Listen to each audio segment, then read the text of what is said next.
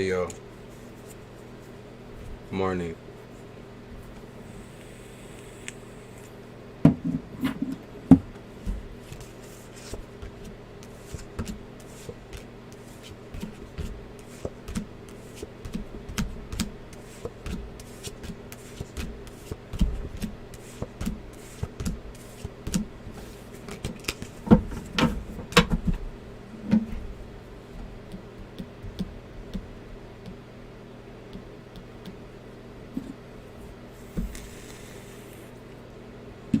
We're getting a lot of Libra and Gemini energy.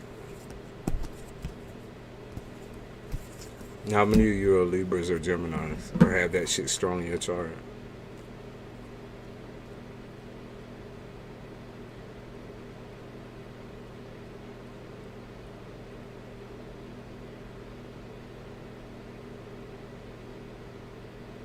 Today is gonna be a good day.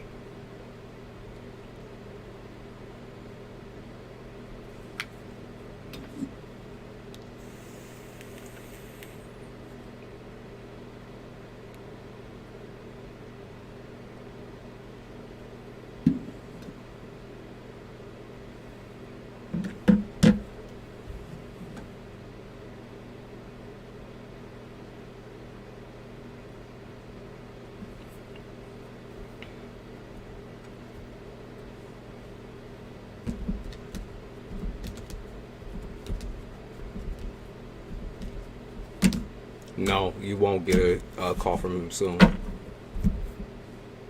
You won't.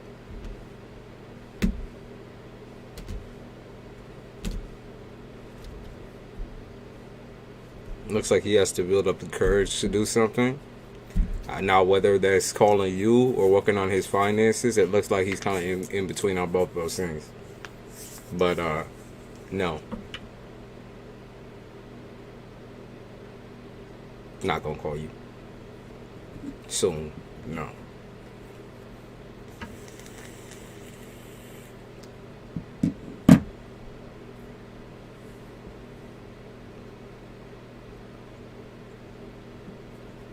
Silly bird video. He said dealing with a Libra, not one myself. Let me see what's going on in astrology real quick.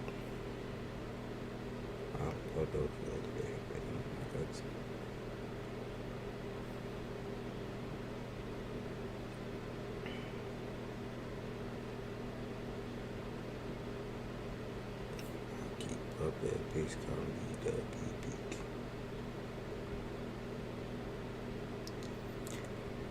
Gemini moon.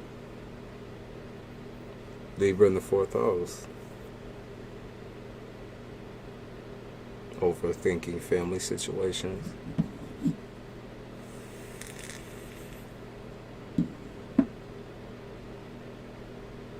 Yeah, overthinking family situations or love-hate relationship comes out in family aspects. Libra's not the greatest in the fourth house. Let's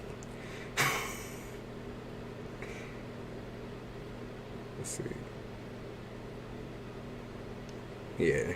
Because shit just don't work that way with Libra. It's like, you know how Libra represents justice and fairness and equality, justice, more or less along the lines of like, not in a legal aspect, but justice in like an aspect of everybody can get along, can sit in the same room, can breathe the same air without attacking each other. Not gonna work. For many people. It's what we want and maybe what we need, but not necessarily what steps forward in Pisces season. Pisces season is like heart to heart, because sometimes that could be like aggressive heart to heart, so screaming, yelling at each other, depending on your situation. Cancer and Capricorn problems. Opposites too, sister signs.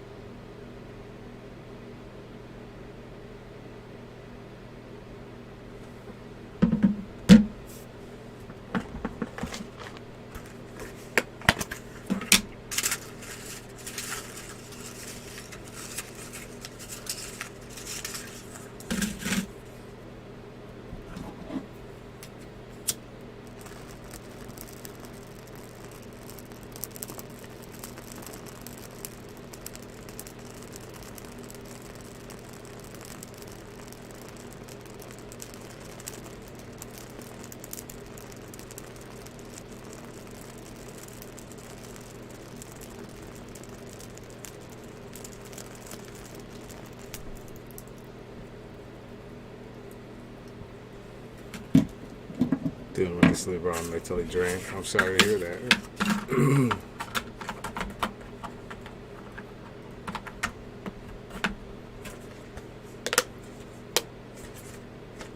Did you meet the Libra when you were in another relationship? Or when they were in another relationship?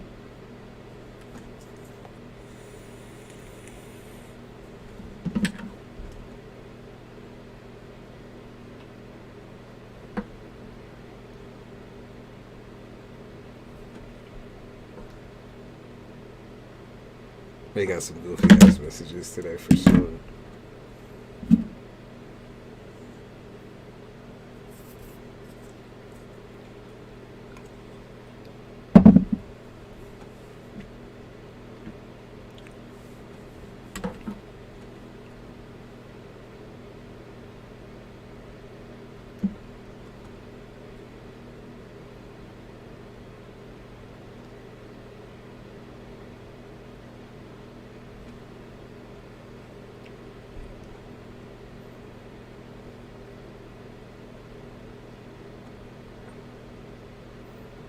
What is the Cap's problem? It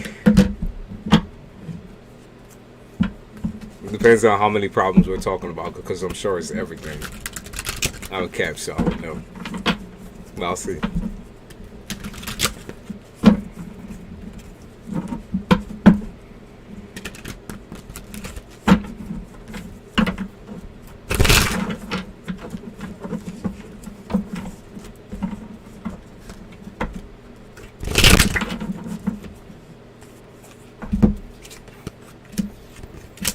What's Cap's problem?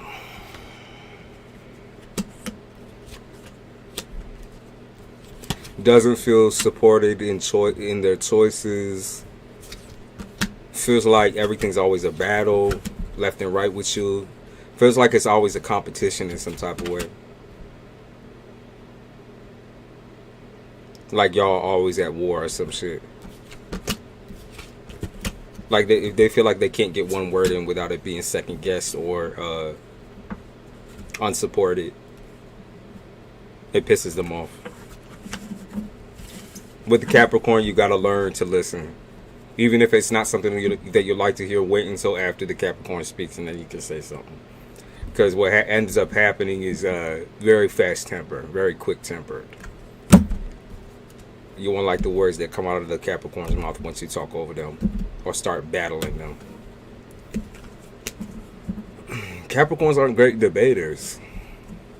Well, we are, right? But that's because we overpower people in the aspect of like yelling, dominance, teetering towards the edge, getting a little bit too serious about something or too hot about something. I can see you definitely have difference in opinions. So you guys like to fight. What's your sign? What's your sign? Are you the Cancer or you two? Okay. What's your sign? Okay. Will Cancer apologize before he dies?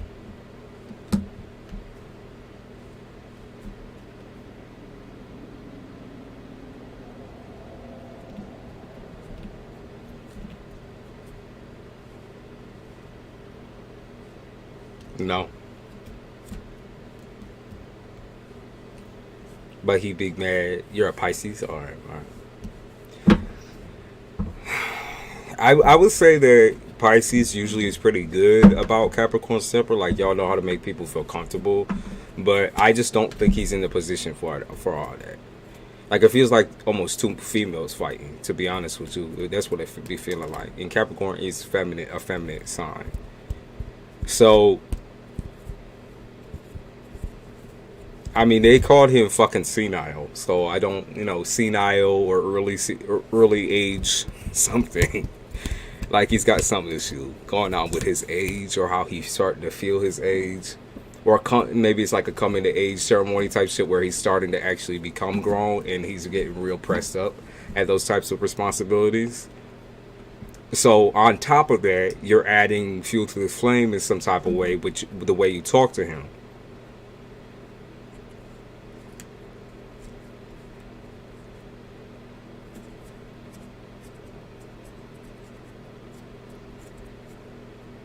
It's like y'all need to listen to each other. It seemed like he's kind of willing to listen to you as long as you listen to him. But as far as the battling back and forth shit,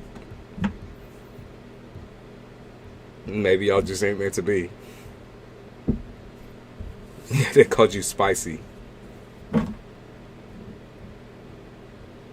Yeah, they said you're spices. You're spices, both of y'all.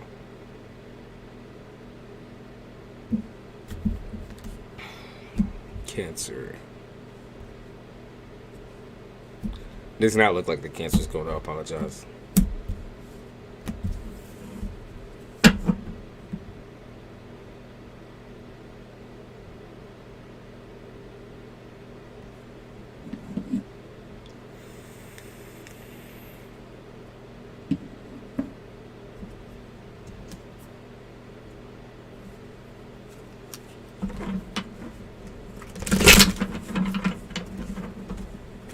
Monique. Trial date. How will it go?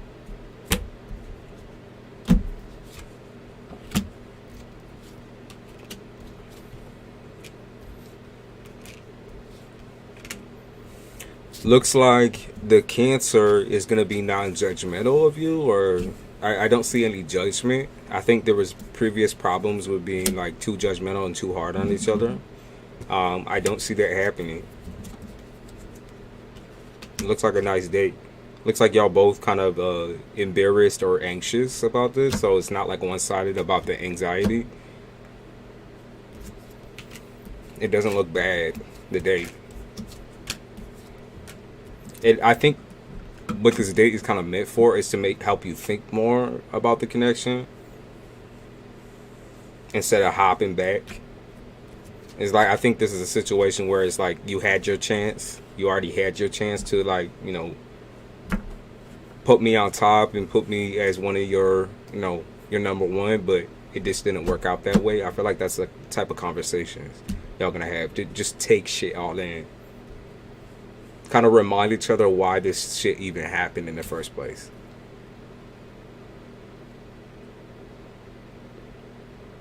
So I'm gonna say that it looks pretty good,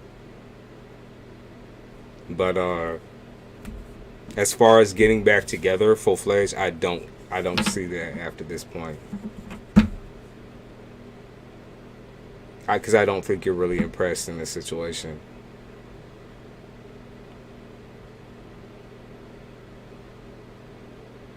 You just can't forget how much he blew shit out of proportion.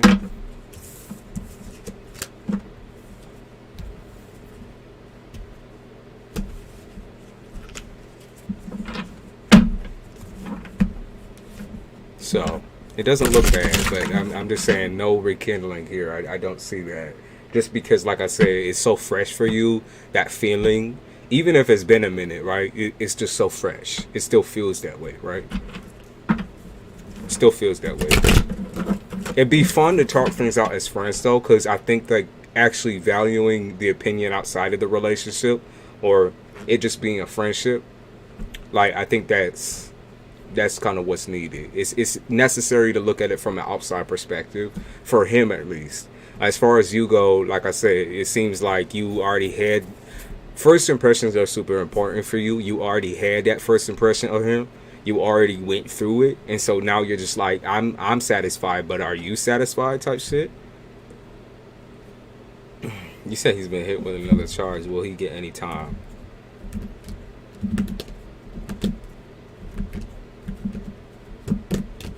Will he get any time?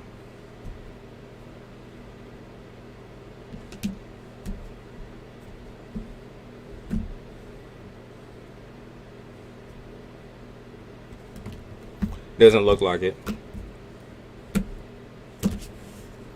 Probation, no time, because he tells the truth. I think he tells the truth, or somewhat of the truth, and he ends up getting, I don't think he ends up getting time, but maybe probation.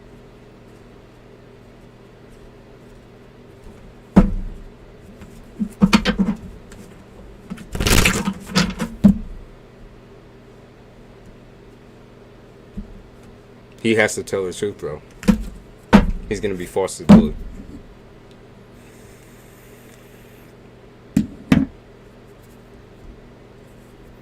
They said you're disgusted by him.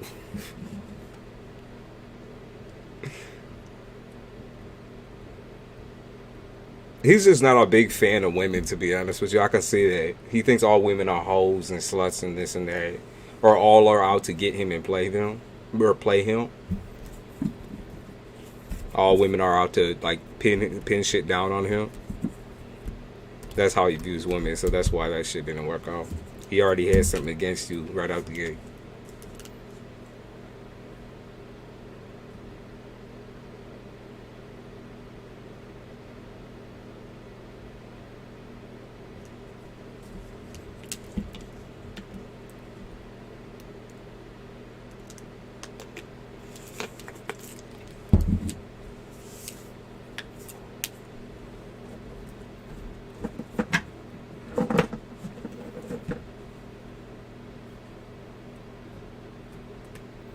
What's with him knocking up women and leaving those situations behind? Or, like, I could see him knocking up somebody here. He's also not that good with kids either. Like, he tries to be there for his children, and I feel like he cares just way too much about the baby mama situations.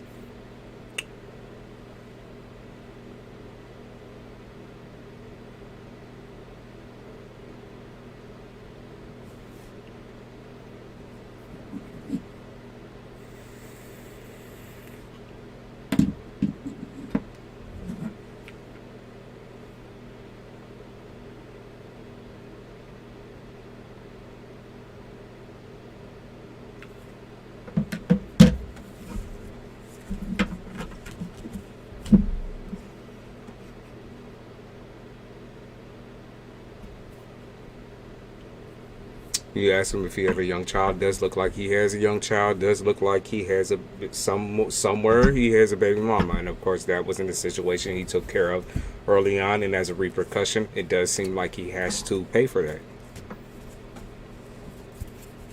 So that's something that's going on in the background. Keep that in mind as you're talking to this dude. Whether he might even bring it up. He might even bring it up.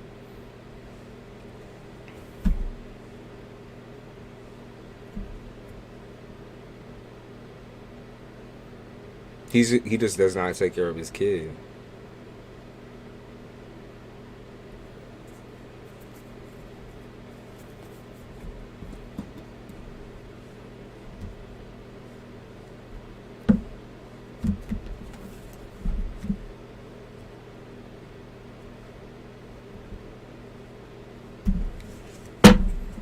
I think he also had like a case to do with that as well in the past.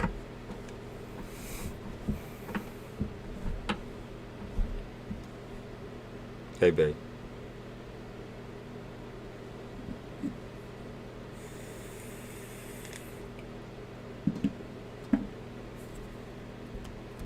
He's goofy.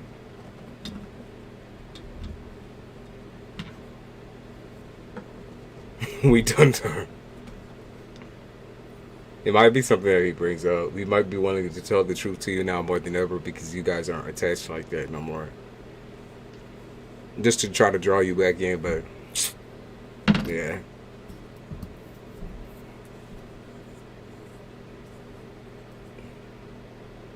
Ease your anxiety to do with what situation?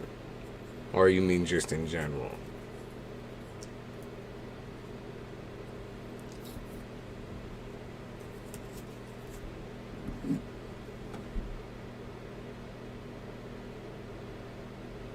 Karina, did we talk about the Bible or reading something?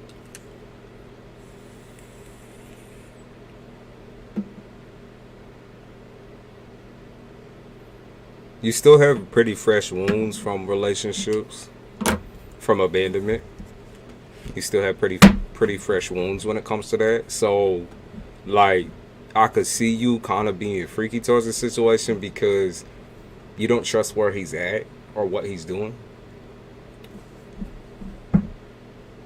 Like, you don't trust he's saying, like, he says he's at somewhere. Like, he says he's somewhere, and then you don't even, like, you don't trust that. You won't take his word for it. Let's see.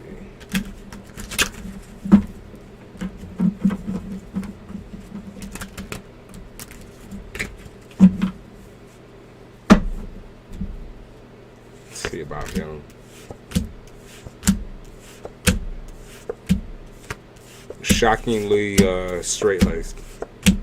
Libra. Shockingly straight-laced.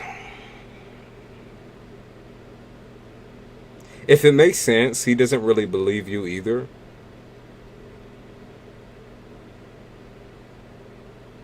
He doesn't want you to confuse the person he used to be with the person he is now.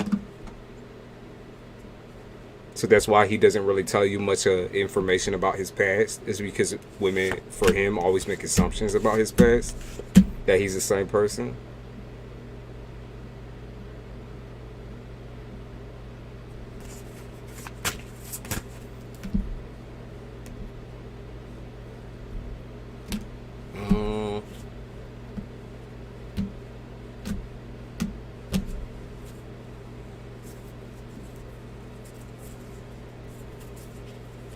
What is he hiding? Let's see. Is he hiding anything?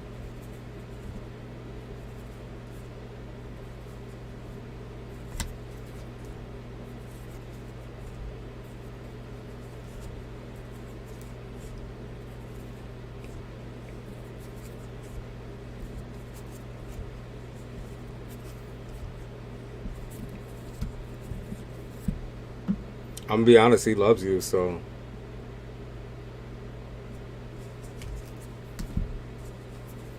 he loves you.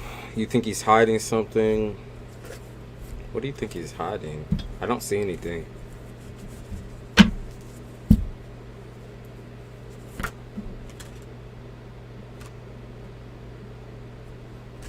I don't see him hiding nothing from you.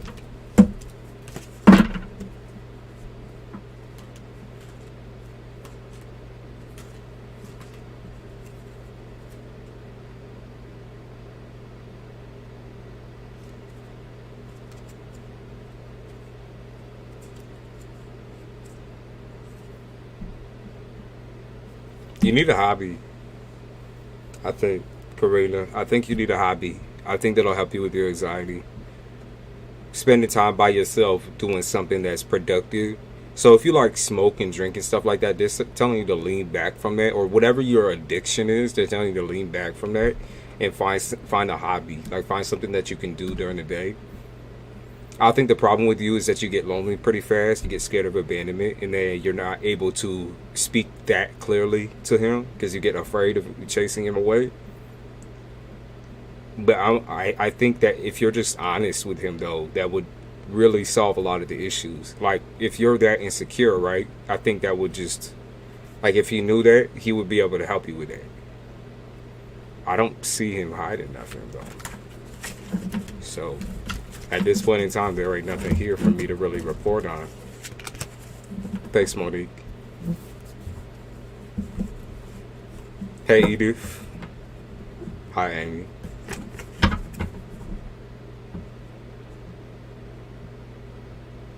You sent for a question? All right. What's your question?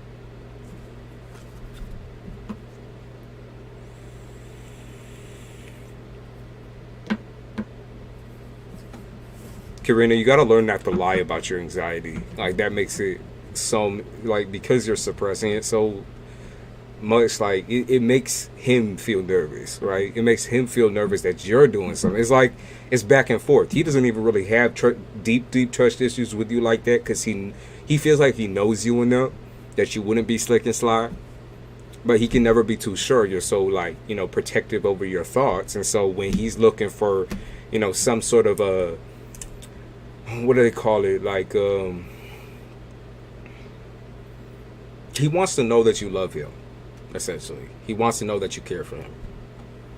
And you kind of keep those thoughts back, too.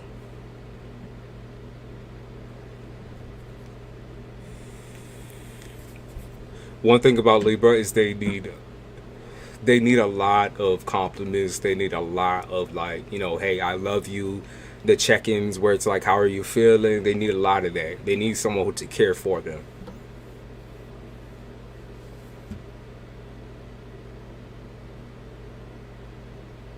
What's up with this Pisces? I'm actually starting to like him, just have some concerns.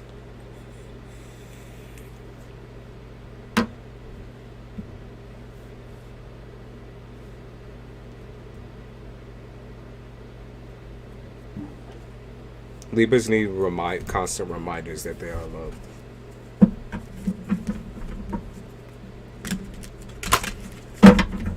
What's up with the Pisces?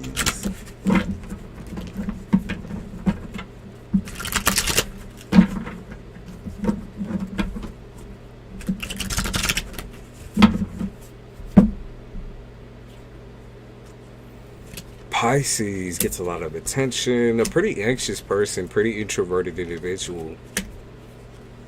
Yeah, he's pretty introverted.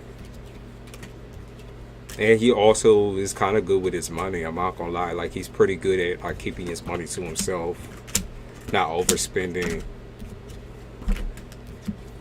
I think his nerves get the best of him though when he's trying to approach you in any type of way. He's afraid to get hurt.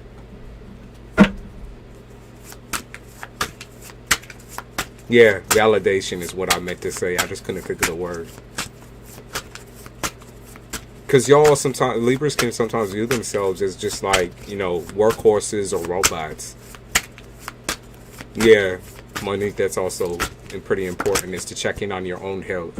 So when you feel like you're spiraling and shit, you need to be able to check in on your own self and take care of your own self as well. Because he's not always going to be there to tell you, hey, everything's okay. Because he's got work and everything like that. He be out doing him.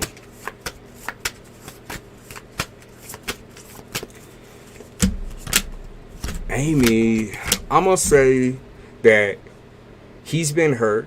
Okay, he's been hurt before. He seems like a pretty lonely person. It doesn't seem like he has that many people to talk to. I'm not gonna lie to you and say, like, it seemed like a lot of his life is just work, work, work, and work. I think people view his actions as suspicious, even though, like, that's just him being pretty much individualistic. Like, he takes a lot of space for himself because he has to. He does not like women who try to dissect him or get in his headspace. He doesn't like that. He likes to just speak his mind whenever he feels like it. And so when people try to push and pry him, he just don't fuck with it. But once you do get to know him, it seems like he's a pretty cool person.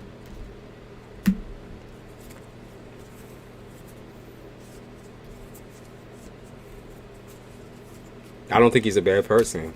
Not at all. Let's see how he views you.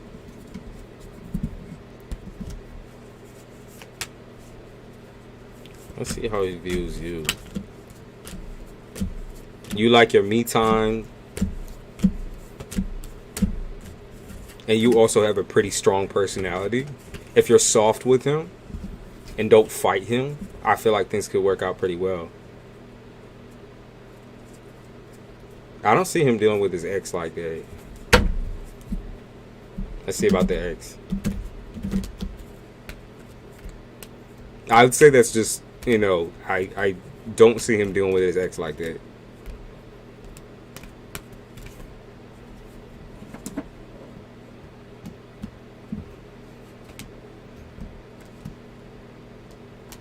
There ain't nothing to stress about in that situation. When he chose the door type shit, when he chose the door, or when he chose not to deal with her in a romantic way, he meant it. Does not seem like that's even a part of his thoughts or a part of his journey at all. He don't give a fuck about that. He don't. He just don't. He must have Capricorn high up in his shit, because they keep mentioning the devil, which is Cap. They keep mentioning Cap. Maybe she was the Cap though. Trying to see the negatives of him real quick.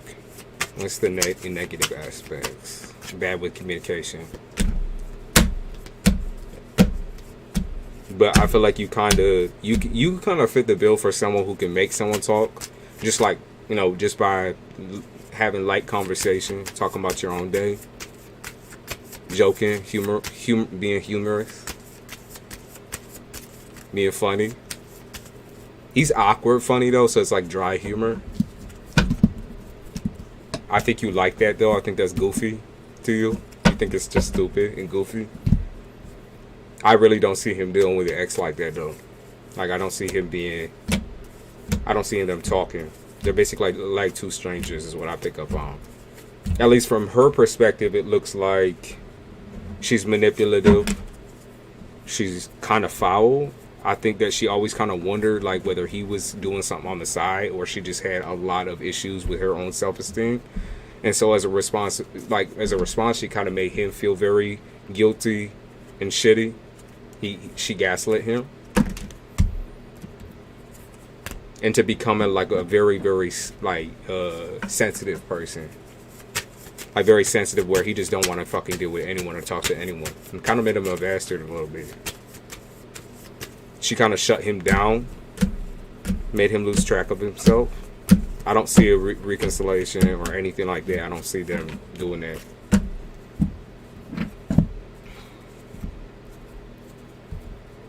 Is he dealing with anyone else at all? Yeah, he's just done with that. That's not even a part of his journey. That's what he keeps saying.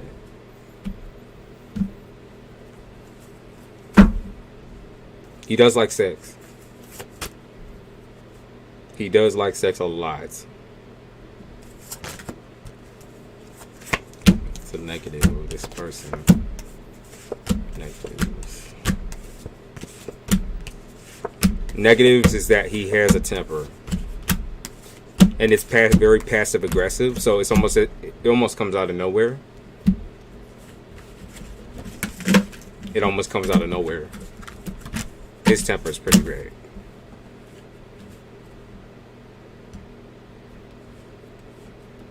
And so as long as you talk shit out with him, it seems like it's going to be fine. He's just an impatient person, it seems like.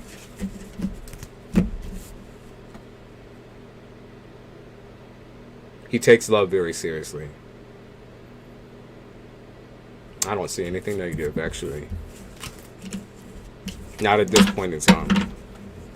Just seems like his temper gets the best of him sometimes, and he'll say some stupid shit. Oh, sorry, didn't mean to hit that mic. He often takes the victim route. Or like if y'all arguing, he'll be like, you know, he's the victim type shit. Is he hiding anything? Hiding anything? No.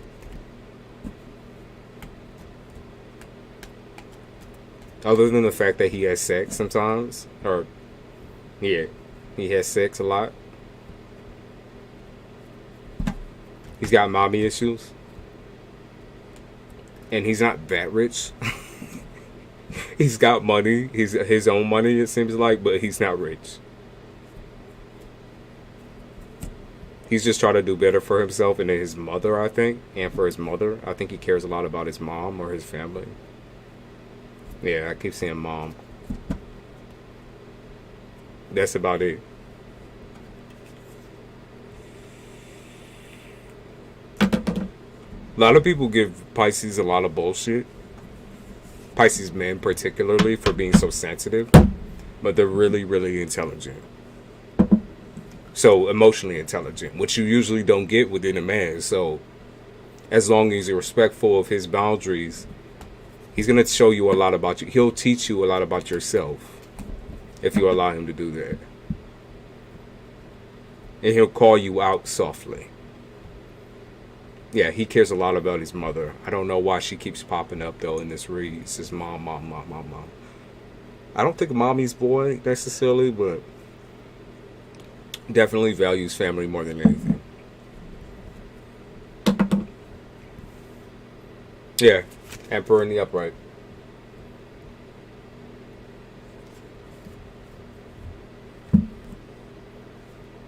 Yeah, don't sabotage. Seems like he's a good guy, actually. So don't do that. Because once you start that sabotage shit, he's out. He's just way too sensitive for shit like that.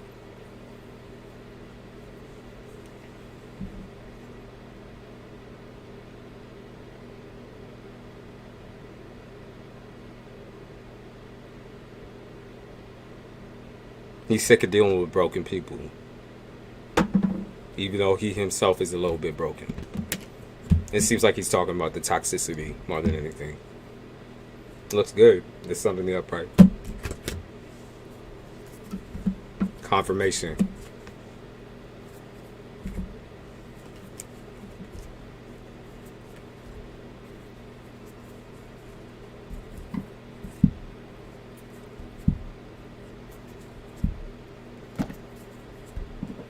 Where I wouldn't take it, I'm gonna let you know this. Where I wouldn't take it right out the gate is sexual. That's where I would not take it. That's my warning to you. Is to keep things cordial, keep observation, be around each other physically in an intimate way, but not a sexual way. Keep it so y'all is capable of like building a relationship. Because I feel like if it goes right to sexual, there's less seriousness, like less seriousness about getting to know each other. Unless y'all already had sex, but even then, like you still have the capability of making a boundary and saying, let's let's wait for that. Let's talk a little bit. Let's get into it a little bit. Let's see where things go. Because he definitely has the capability of keeping up with you in the bedroom. It's just that I think you should give this a real chance by not instantly jumping into a sexual relationship. That's a separation that you need, because you do have trauma. You do have trauma with that. You have a lot of trauma with self-worth, and so as a repercussion, you kind of jump into the sex quite fast. And they're saying just have a little bit of a communication, like get together, go out and do things together, like don't hold back from that aspect. Be intimate and like holding hands and kissing and cuddling, but stay away from the sexual aspect just for a little bit. See where it takes you. Because if at any point in time you feel uncomfortable or feel like you're stuck, or like you can't be yourself around a person like that, then you are capable of pulling back because you don't have that sexual connection. It won't like re-trigger and re-traumatize you.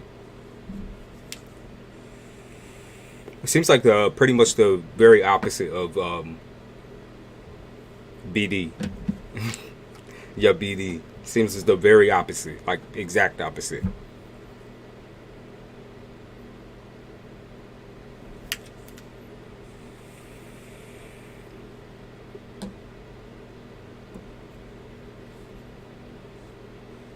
I don't know what type of industry he's in, or for work, or what type of industry he wants to be in.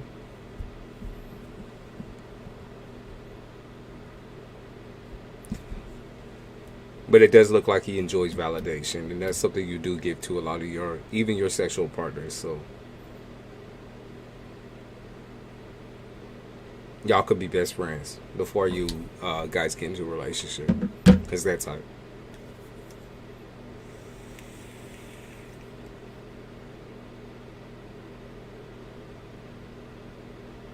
He said, I suck with self-control shit.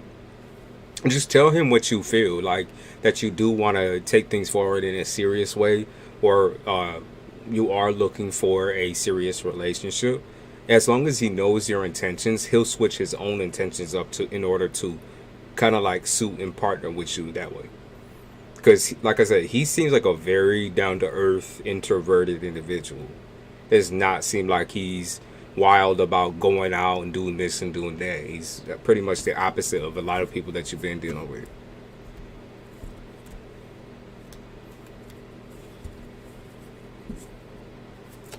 We have the same car. He knows a lot about them. I'm like, okay, so there you go. There you go.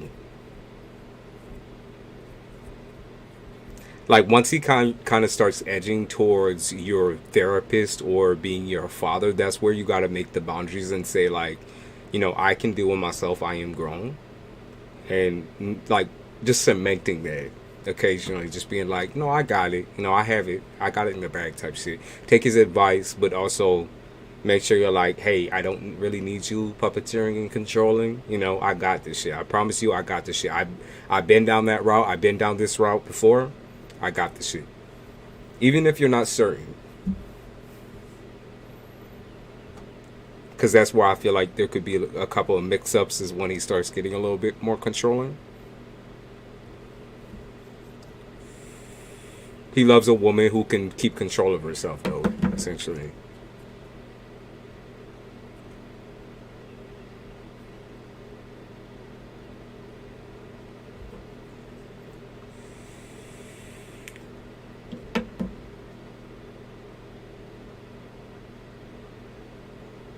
Looks interesting.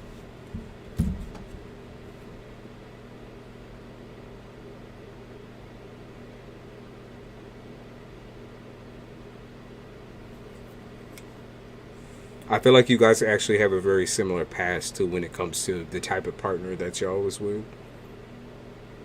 You might bond about that a little bit.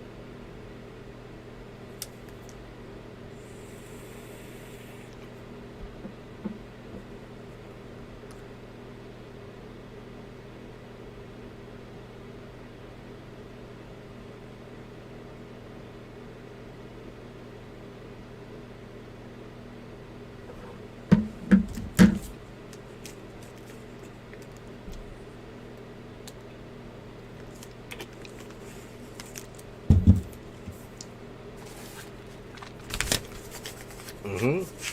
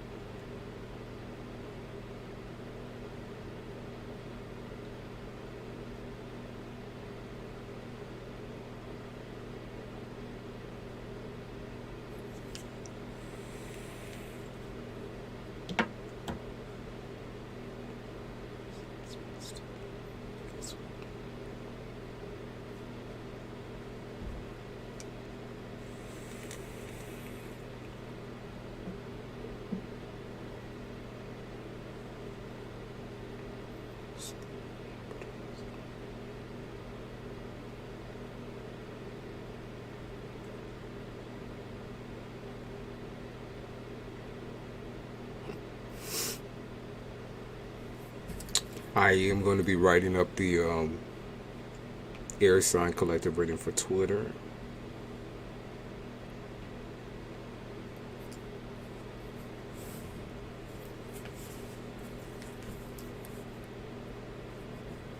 I feel good.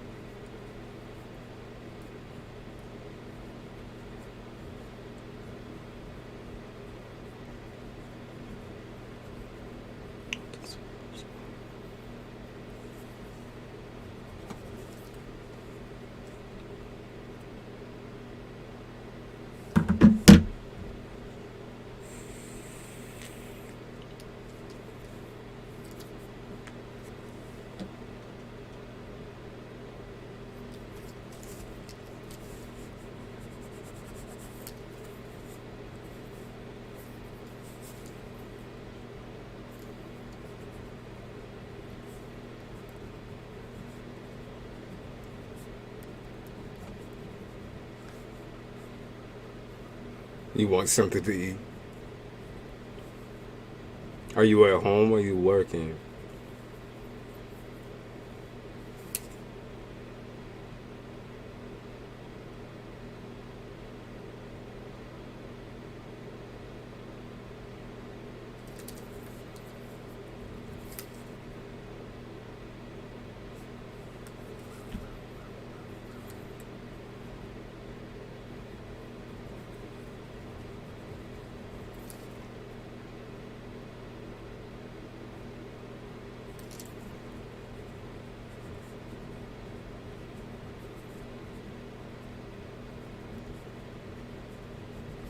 You have to clock in at 10. Yeah, you can, Shantano.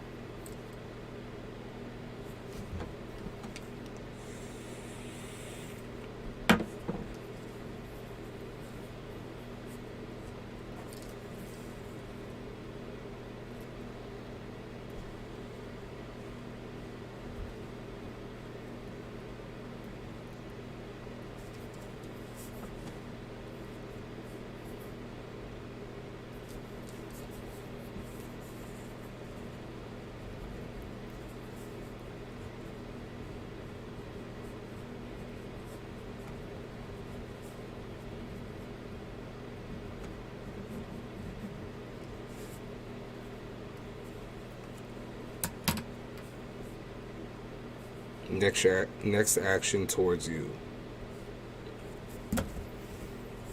Next action towards you. Well, first of all, this person does have many relationships or entertains many relationships. I would even go as far as to say that this person is polyamorous.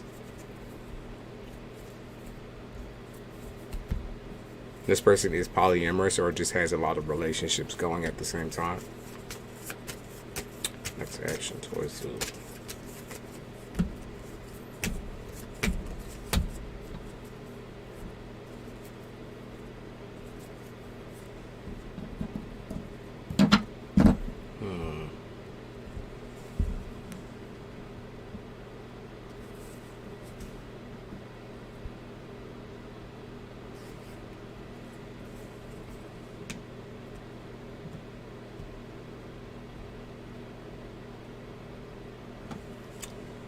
I'd say this person is keeping their cards to their chest type shit. Like they are keeping.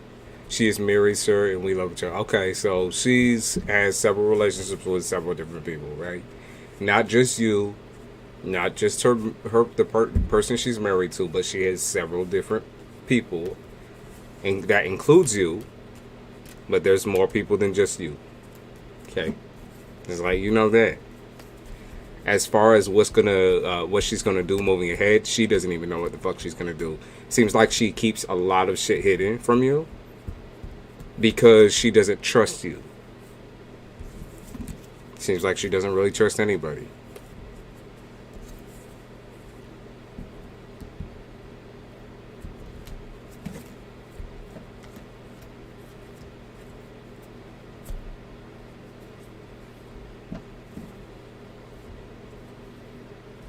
She gets afraid that she's going to be exposed to her husband.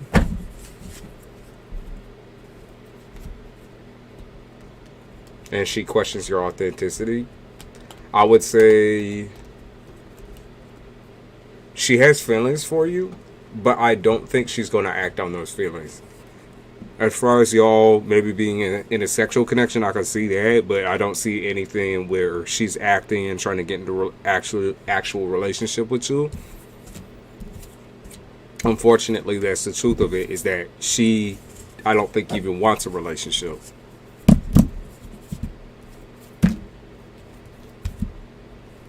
She doesn't even want a relationship. She has feelings for you, though.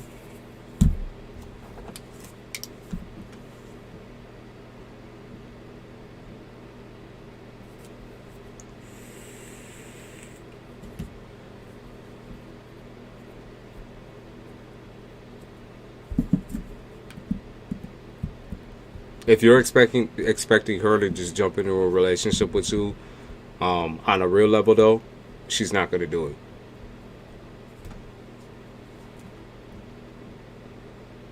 You got to be real patient with her.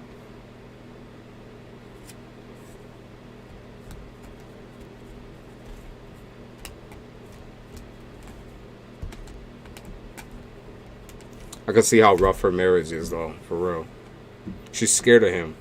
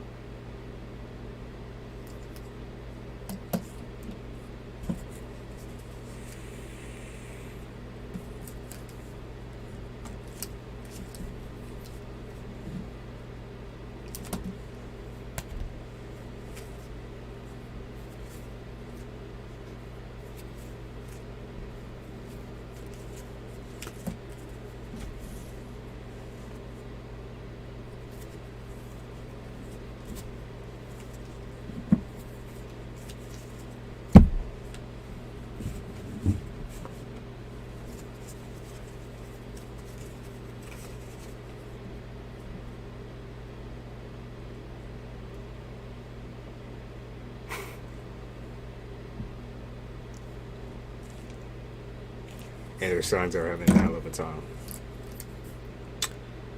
What are our kin's next actions towards you?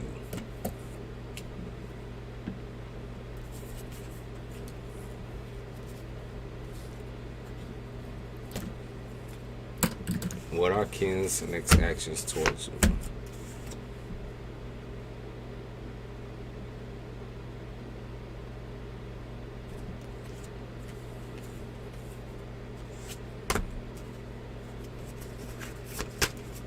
Good luck, Malibu. What are kin's actions towards you?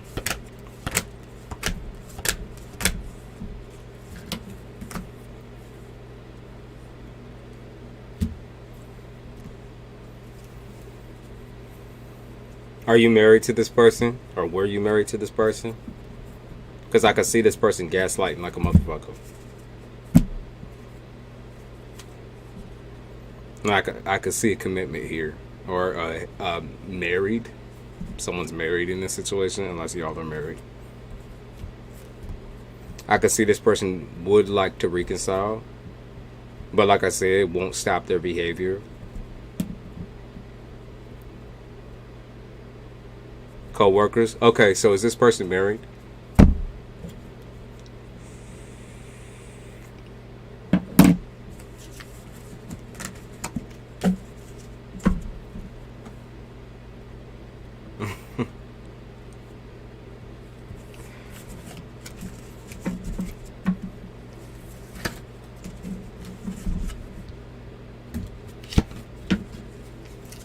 I don't. I said my recorder with me. Good. I don't know what you're expecting out of this situation, because I could see that he is a player, that he does entertain a lot of women. You are not the only one, and I do also see that he is married. He's shady as shit. He's not. He's very loose when it comes to commitment. The person that he's with also doesn't know that he is doing what he's doing. Now, I don't think that he is looking for a serious connection. I'm going to be honest with you. I don't think he's going to look for a serious connection because he is married.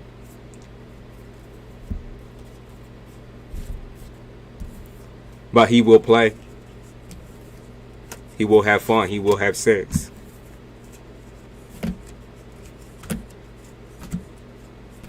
He will have sex.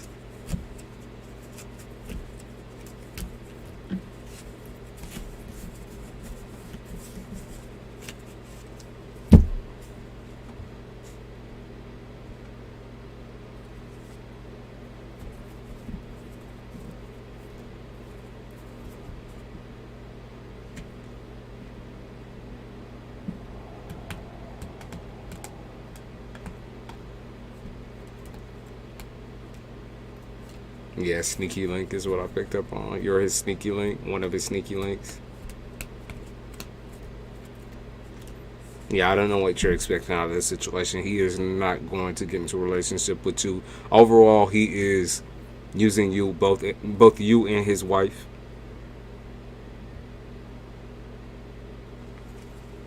Good luck.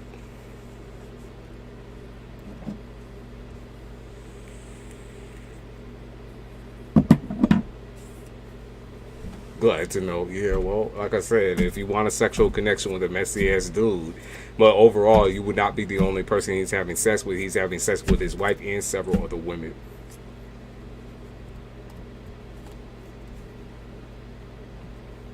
He is not serious at all about this shit, and he is a horrible liar.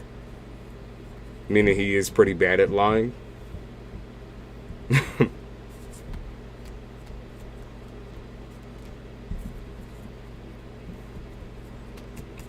He likes to say that his wife is bipolar or crazy. But she's not. She has the right to be angry at him. Like I said, I think she suspects, but just doesn't find any evidence of him fucking around.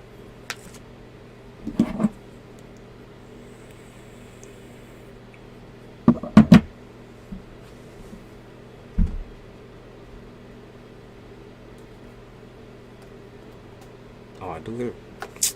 What? I'll take a little sip of this.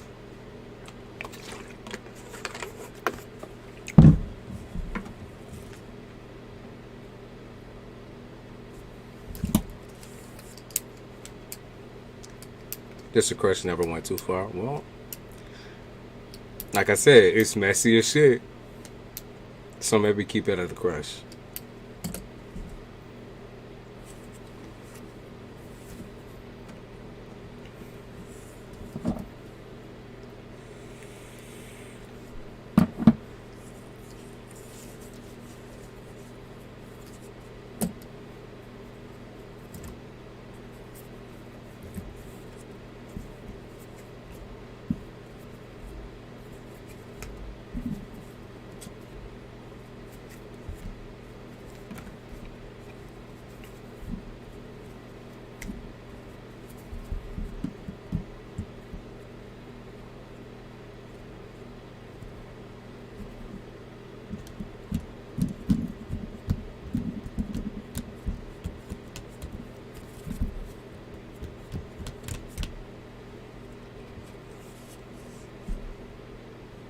Of course.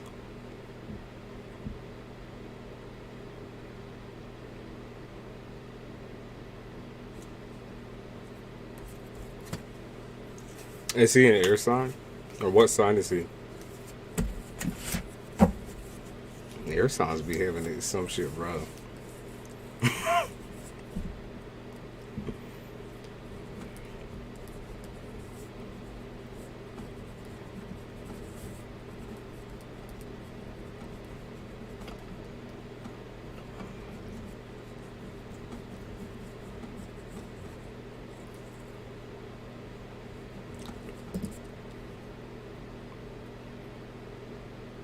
Figure.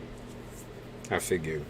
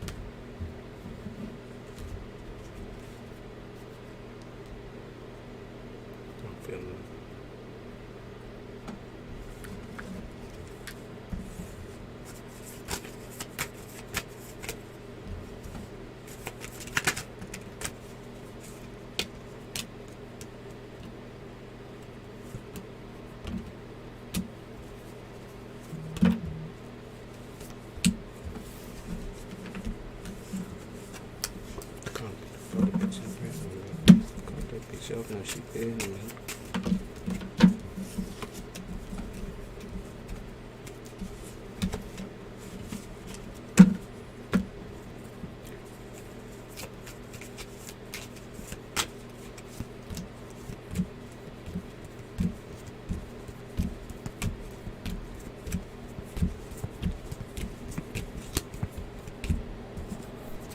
Of course.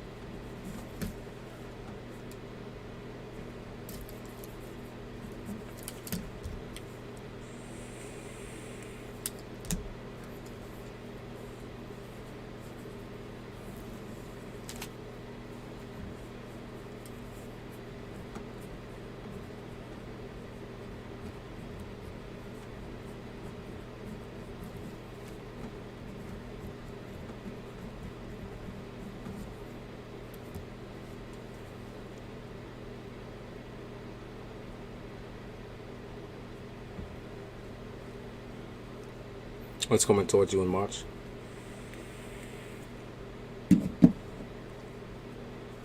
They said a love triangle is coming towards you. Morning, Mirrorless.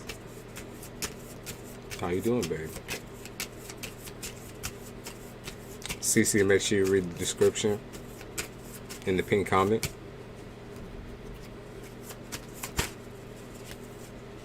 What's coming towards you in March?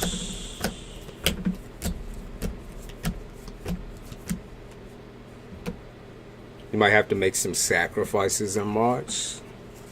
You might have to end something to gain something new when it comes to romance, when it comes to work.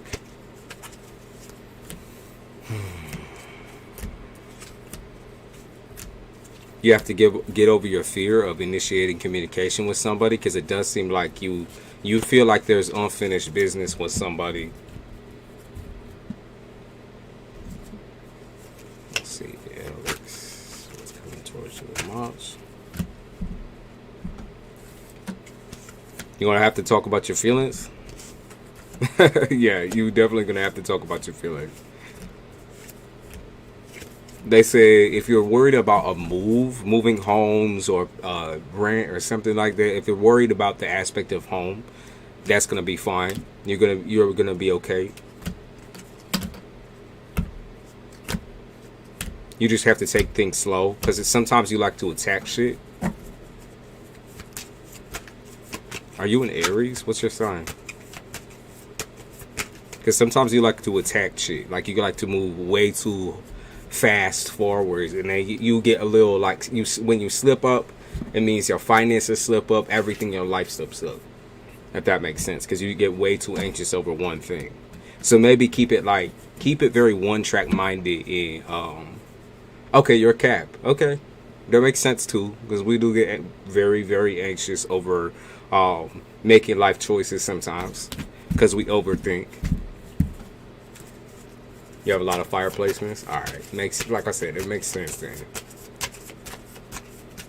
You really gotta be willing to sacrifice some of your time if you want to explore romance a little bit more seriously. Because I think that right now you're in this aspect of not you're lying to yourself by saying that you don't want a partner, or that you're not ready for one. Because I don't think there's any aspect, there's never going to be a time where you're just ready, right? You kind of just got to go for it. And until you shoot like that, until you come towards women like that, they're not going to entertain you. Okay? Because when you're unsure about shit, when you kind of dance around the topic of full-on commitment, I can see that unattracting some folks.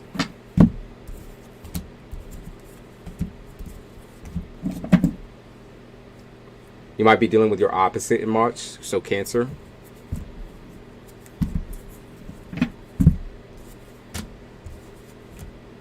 You will also be tackling some of your family trauma in March.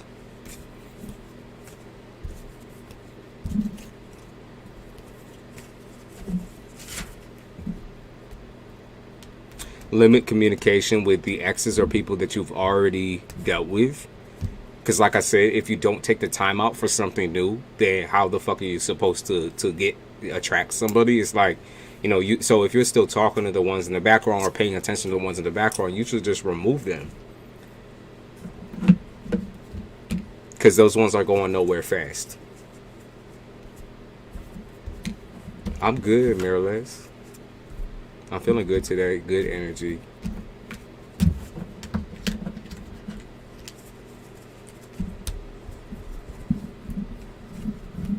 Yeah, because everyone views you as a juggalo. Everyone views you as a manhole or a juggalo. Like, you know exactly what you're doing when you go out there and talk to women, and they don't like that. They don't like that you don't take a risk and become vulnerable. You don't.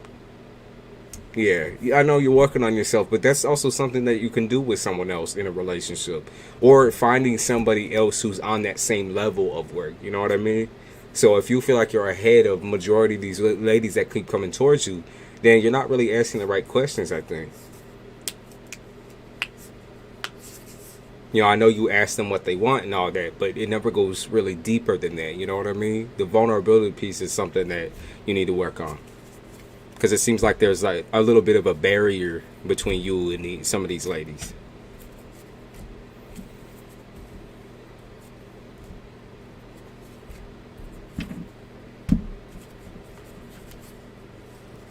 Yeah, they say closed mouths don't get fed.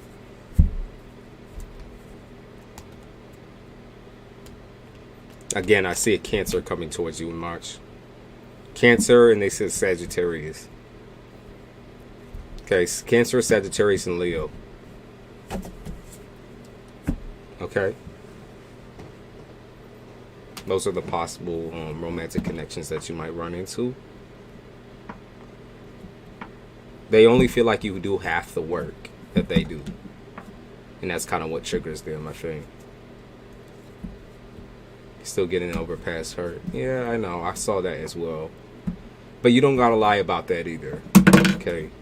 Because most of these women out here, too, that you'll be dealing with, are also still getting over past hurt. You attract what you put out. So if you explain that piece, I don't think they're going to see it as a red flag. You know, it's more common than what you think. Just take things slow. You already kind of have the right idea. I do see romance being the main topic in March, though.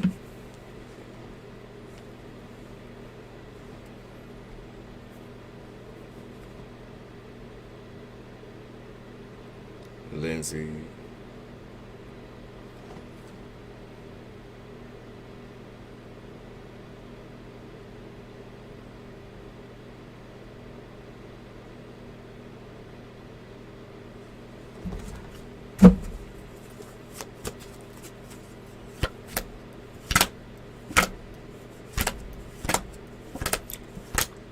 Lindsay, I think the question is, what are you going to allow come towards you? Like, I don't see you allowing people to come towards you. Now, if you're still dealing with the exes, that needs to stop. If you're still stalking or dealing with the exes at all, because you're kind of, you know, I see you taking more of the steady route, where you're communicating on and off with some folks, but inconsistent communication can also come off as a red flag to some of the dudes that you'll be dealing with, Lindsay. So some of the more interested, the ones that are interested in you, the fact that you often ghost. Yeah, if you're still stalking the ex, you need to stop watching the ex, or block the ex, or get rid of them. That, or the ex be stalking you. But I'm just saying, even if y'all stalking each other, it doesn't really fucking matter. You need to stop with that. Take a break from all that. If you want someone to make you feel special, you got to stop focusing on the past.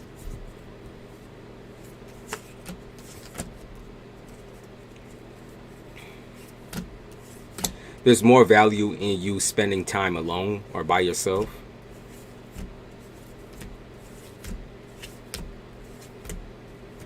Yeah, they talking about side men or side women or shady people.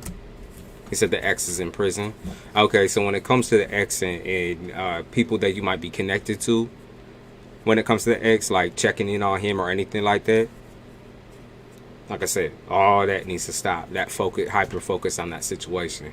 And the only way you're really going to do that is by, blocking your view in whatever way you have to. Whatever situation you're dealing with, whether it's maybe he's got friends or family members, or y'all have mutuals, all that needs to stop. It's something that you often use as a excuse moving forward. Victim mentality, because you get scared of similar situations, obviously. But even then, it's not everyone is like that, and you know that.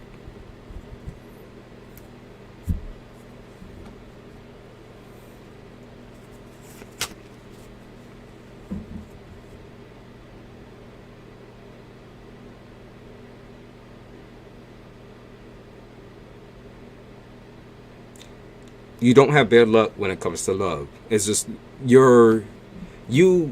before, when you was dealing with the ex, I can see you weren't really afraid of much of anything or anyone.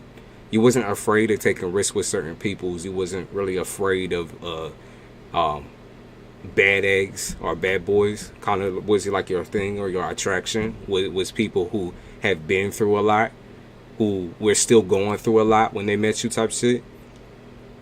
Your main focus right now should be finding someone who is tame and calm. You know, they already been over that hump. Maybe not so much of the bad boy attitude. Because you can have someone who's dominant, but also isn't like a piece of shit.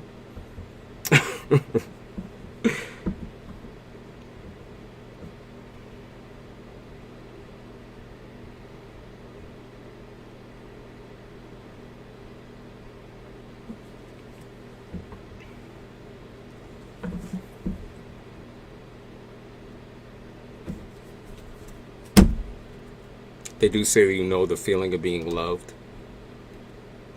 So take that with you forward. Even if it's love that you get from family members, love that you get from friends.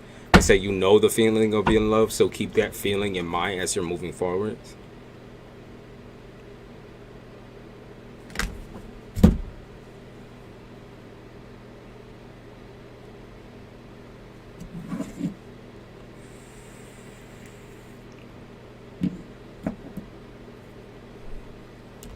As far as what's coming towards you, I almost say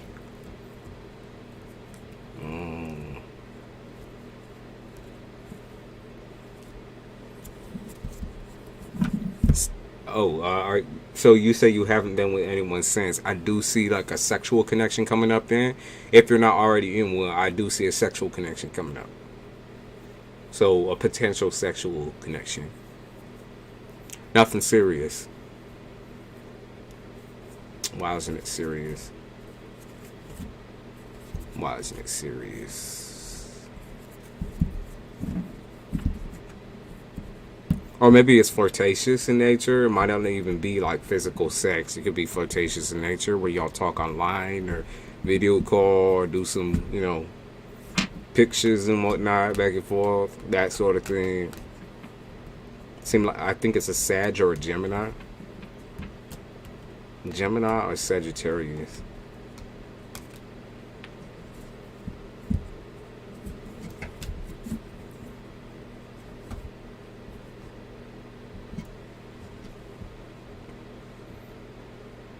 That's what's coming towards you.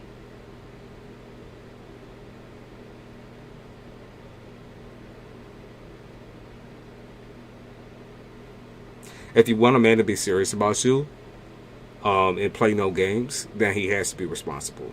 Okay, he has to be responsible. He has to have a job. Like, you know the whole rundown, right? Selling drugs ain't a real job. Okay, I'm sorry, but it's not. It's not that consistent. I would know. I would know. You need consistency. You desperately need someone who is just consistent with communication, consistent with their job, with their work. If they have any kids, consistent with that. Just consistency. Someone who's good all across the board, who's pretty balanced as well when it comes to temper, because you can have a pretty bad temper, I can see. So someone who can diffuse the situation quite quickly. Okay? You've been through a lot. You know, that's one thing I will say. And you might need also someone to talk to at the end of the day when it comes to what you've been through, meaning therapy, possibly. If you're interested in that, might be something you're afraid of, or you just don't like the idea of someone picking through your head or anything like that. But they are saying that that is very much a possibility. That's might be what you need in order to let go. All right.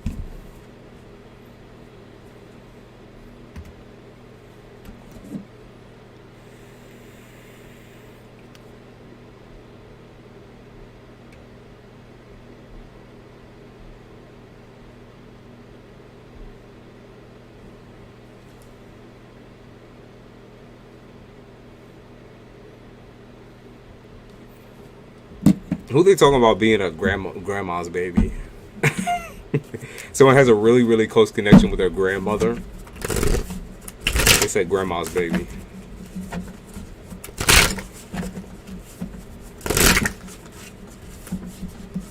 They keep bringing it up too, so that's why I was like, someone's grandmother is popping through heavy.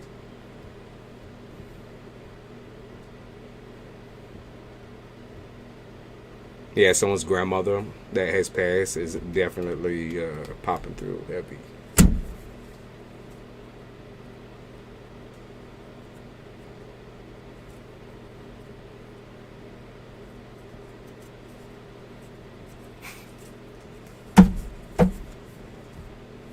sassy grandmother energy for sure. We'll see if anyone comes in about that. Let's see what else we got.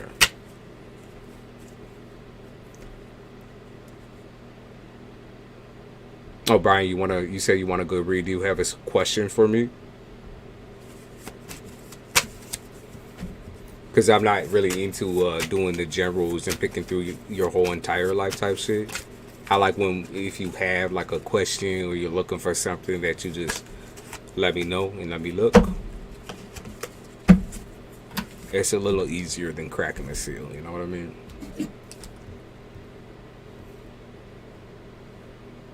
Is there one particular aspect that you want me to focus on?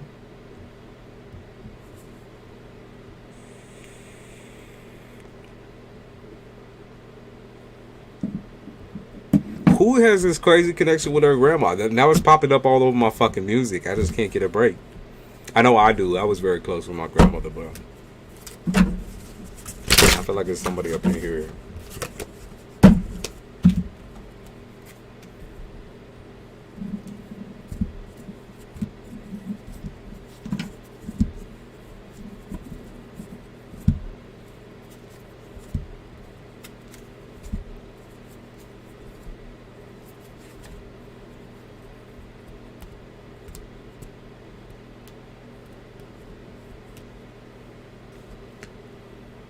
He said I had a great grandmother who passed and I was her favorite great grandchild. Yeah, it's strong. I am a grandma kid. Yeah, everyone's grandmothers I feel like are up in here like a covenant and shit.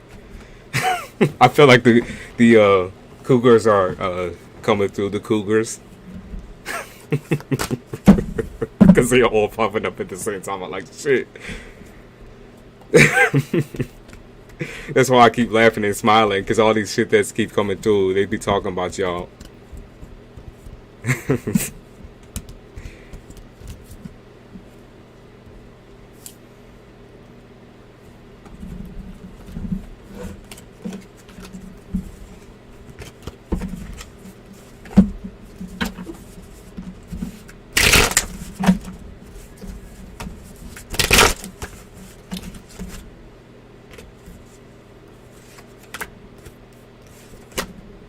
Sadie, you had a question. You said, could you please tell me what I should do with a situation with Mitesh? It's one-sided love. Let's see. One-sided love.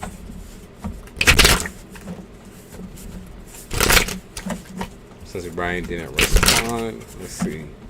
City.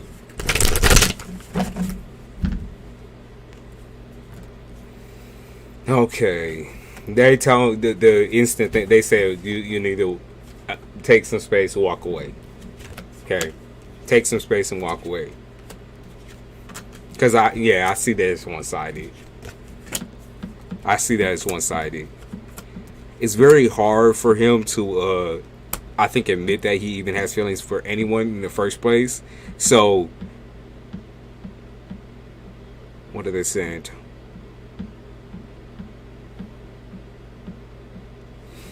Are y'all good friends? Because I keep picking up on this idea that y'all could be good friends with each other, but it doesn't surpass that point. Like, it's not going to go past that. Yeah, I kind of feel like y'all are the same person in certain aspects. You're very similar, okay? And that's kind of what attracts you, is someone who you think could understand you a little bit better than most people. But I'm going to let you know that, you know, he kind of appeals to a certain type of woman. He likes a certain type of woman. Older women is what I'm picking up on. He likes older women. Okay, so that's why they picked up on cougars. It's because he likes older women.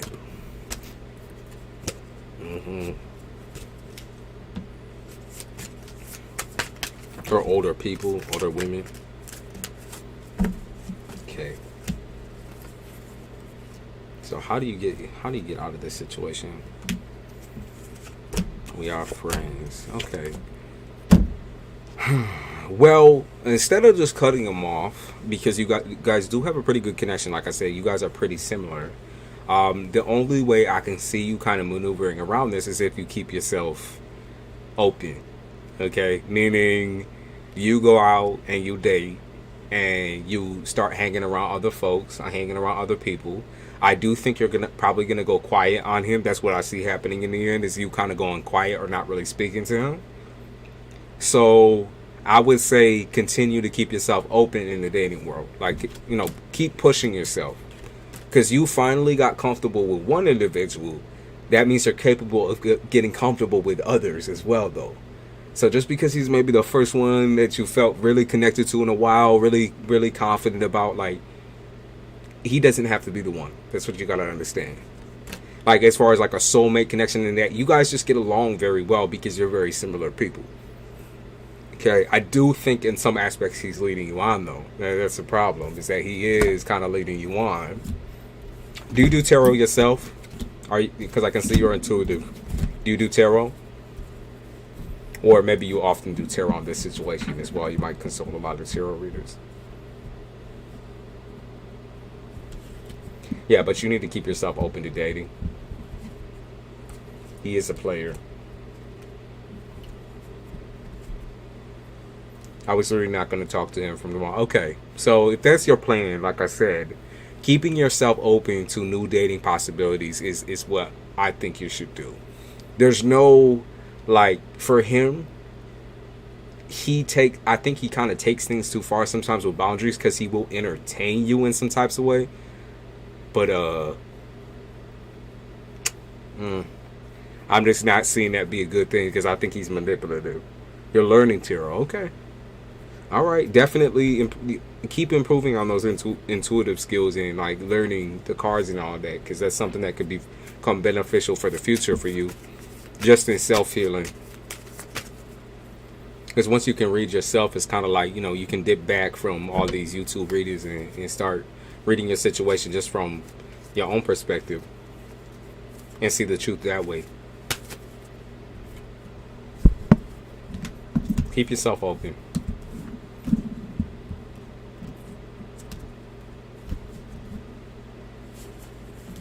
I am from Sweden. How much for one question? Everyone that's coming in, check out my description. You'll see everything right there. Check out the description. Hi, Jada.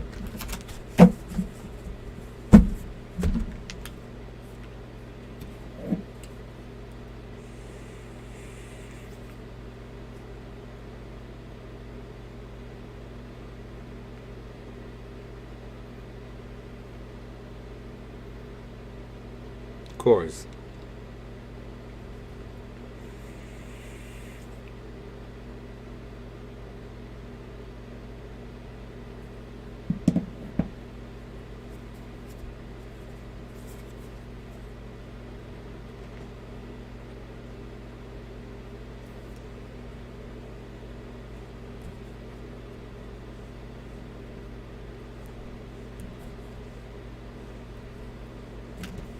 See, can I also say I think that he is a little bit confused on his sexuality, and that might also be play a little part in the reason why he won't even give you, what you like, a little bit of what you want. It's because he is a little bit confused on his sexuality. But that's his business, I guess, not yours. I am a cat. In Vedic, I am a cat. You say, am I able to ask a question about a past loved one? Is it your grandmother? Because we've been picking up on grandma for the past couple of readings. A grandmother just kept popping through. But as far as past loved one goes, it just depends. What would you like to know? Yep, Taurus rising, Taurus moon.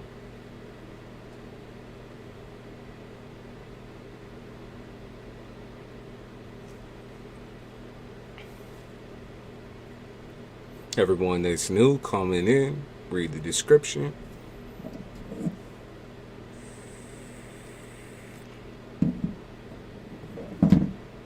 Here, Taurus rising as well. Yeah, because I recognize some of those traits though that you was popping through with.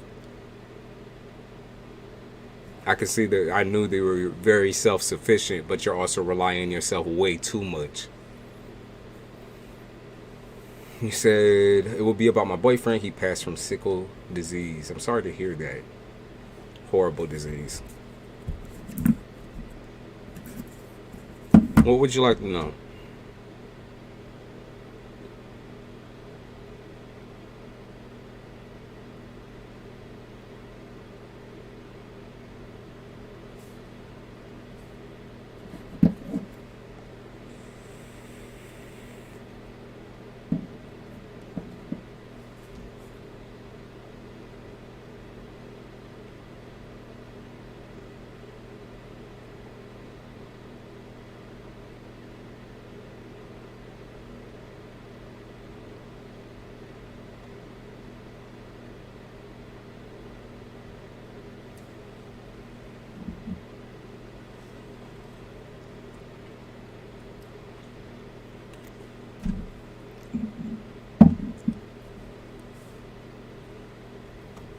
Anything he wants you to know. Okay.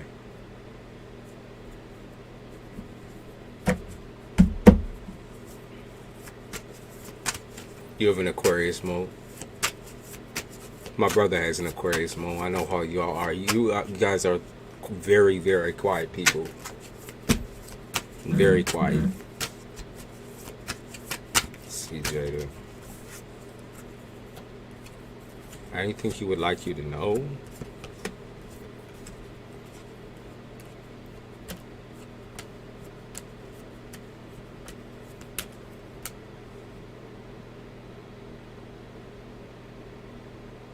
You know what's funny? I want to show you this. What just popped up. This song is called I Got You. Jada. And it look kind of look like an angel, don't it? Kind of look like an angel.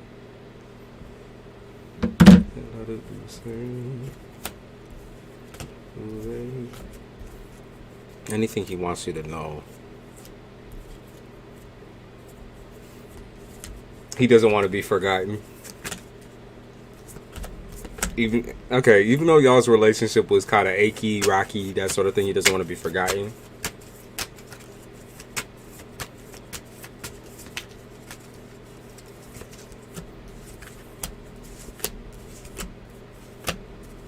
Let's see. What would you like her to know?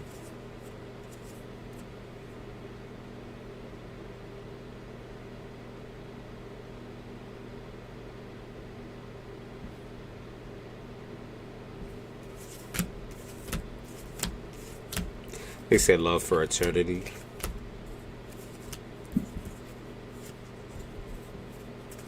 Love for eternity, that you are worthy of love and affection.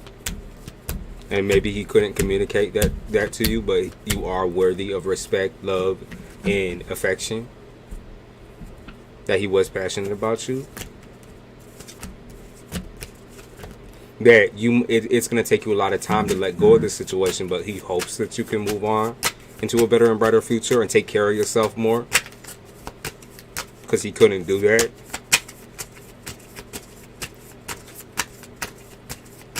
He just couldn't take care of you.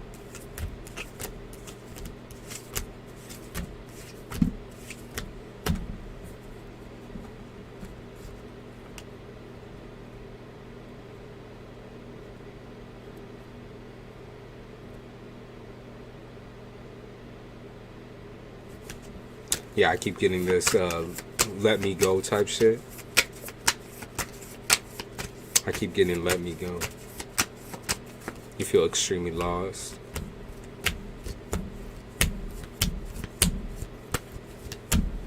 They talk about him being around you all the time, though.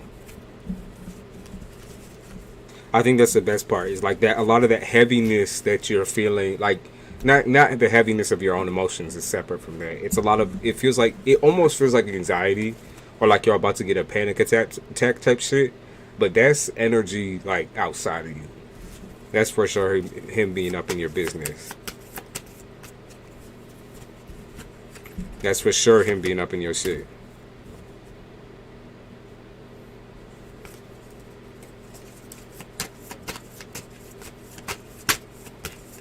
Celebrate him, because we got happy birthday as well. Celebrate him. He wouldn't want you all fucked up and sad and pining over him. He says celebrate him.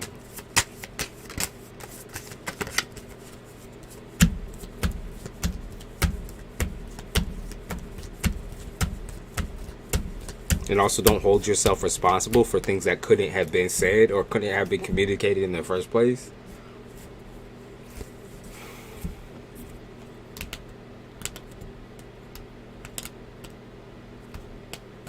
They say you're allowed to cry. You're allowed to have emotions. You're allowed to cry. That's like mentally healthy. That you shouldn't feel weak while crying over this situation. Like you're not a baby. You're fine. Like you're allowed to cry.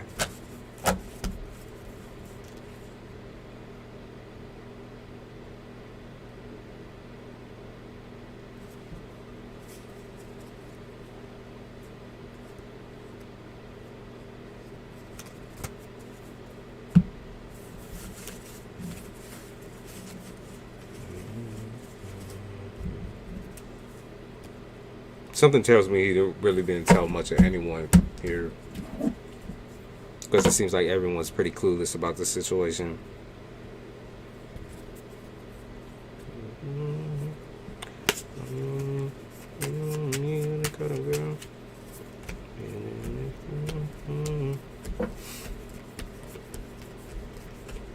Yeah, celebrate his birthday.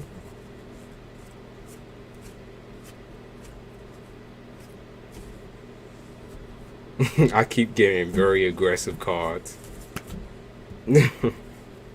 I keep getting very aggressive cards. Like shut the fuck up and move on type shit. Like it was a tragedy you're supposed to grow from. You said his friends knew, and of course his parents. I'm just in shock. I'm gonna be honest with you. I don't think they knew how far along it was, though. Like I said, everyone's kind of confused about that. It's not like, you know, it's not that it's a one-sided journey or that he didn't give a fuck about you. Because I don't even see that. No, I see that people just didn't know what was gonna happen. That's the key. Is that like people just didn't fucking know what was gonna happen. Like, of course it's coming, right? Of course death is coming. It was going to happen. It was going to happen at some point, but they just didn't know when. So I think that's a lot of the reason why he wouldn't come forward with it. I love him though, but there's no doubting that. He's not doubting that. You're allowed to still love him. That's kind of the point, right? It's the love, the memories that y'all share with each other. That's the point. Not to forget him, not to move on without him, but to still love him. You're not really. I mean, in some aspects, I think that people, try to hide the fact that they constantly think about their partners who have passed. They constantly, every single day, because they feel bad for their new partners or they feel guilty. But like, I feel like that's something y'all should share together, right? When you find a new partner, that's something y'all should share together. You've had someone who was very dear to you, who you loved, who you cared about, passed away. So when you carry on, no matter how long it takes you to move on to the next person or wherever you want to go from here, you should just continue to communicate with him, continue to celebrate him. You shouldn't feel guilty for that. So I wanted to get married and have a family with him. I'm sorry, baby. That's all I can really say. I'm always going to wonder, what if, you know. You can, and you can. But that's the freedom of your feelings, the freedom of your thoughts. You're allowed to. But just remember that you're still alive, though. Like, you still have a future. It doesn't end there. It doesn't end with when he's not in your life type shit. It doesn't end, right? You're still alive. I do talk out loud to him, which is healthy. So continue to do that. Continue to do that.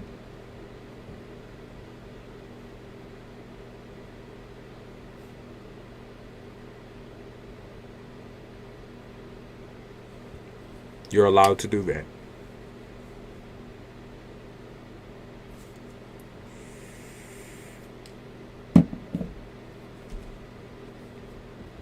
I'm alive and we'll make it exactly. You know, there's no need to jump into anything crazy. You just suffered a major loss. You're feeling it. You're allowed to feel those things. As far as thinking about your future with somebody else and all that, that's not something you have to really necessarily do right now. You know, feel the moment.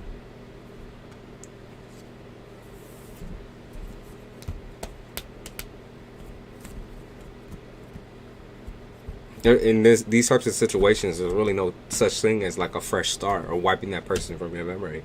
It's always going to be there.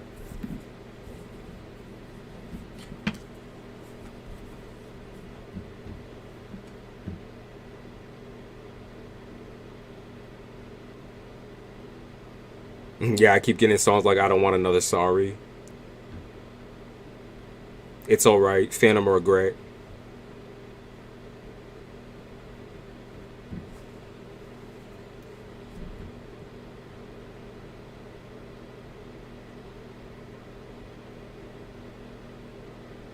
Yeah, they said die a king.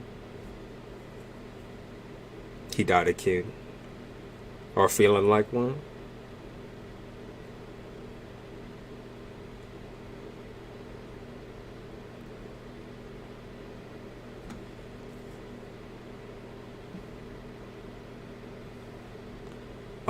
Oh, I have a song message for you. Let me send. Maybe I can send that in the chat real quick. I can give you a song message.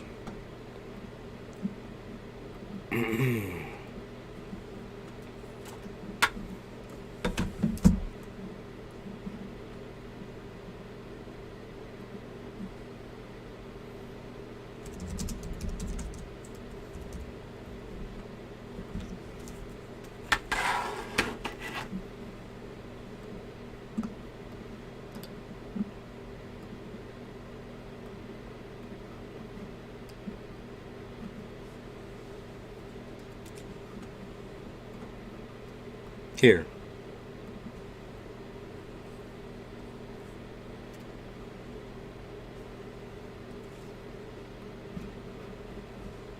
Because that song kept popping up.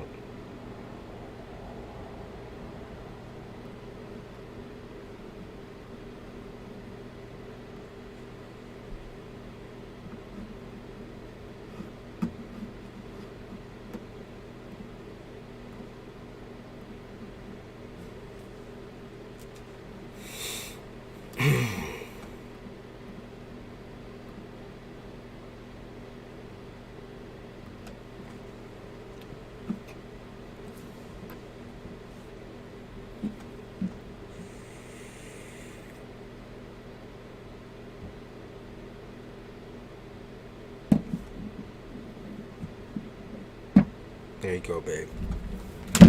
Hey, Jay.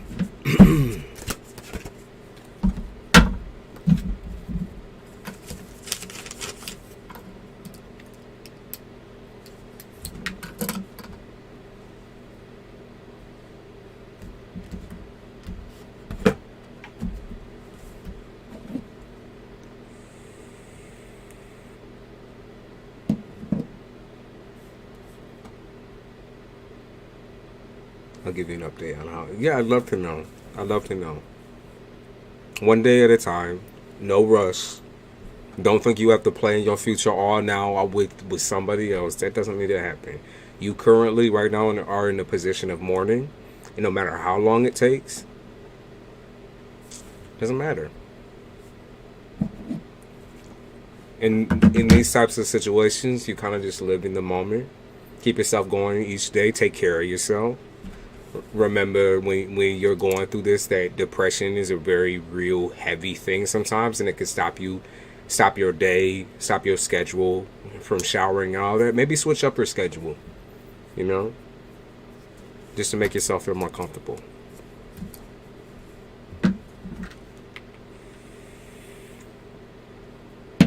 Don't cocoon and hide from people, because being alone during these moments is also the worst.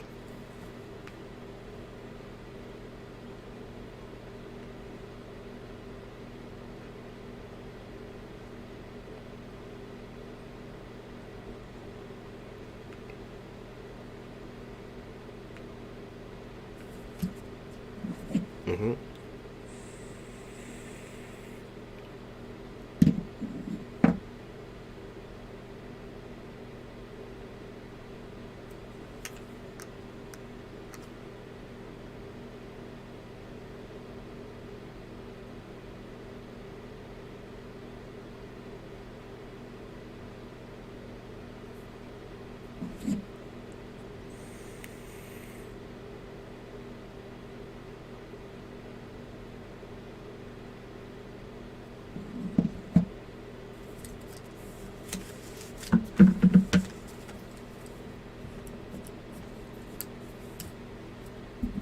Chart she's up.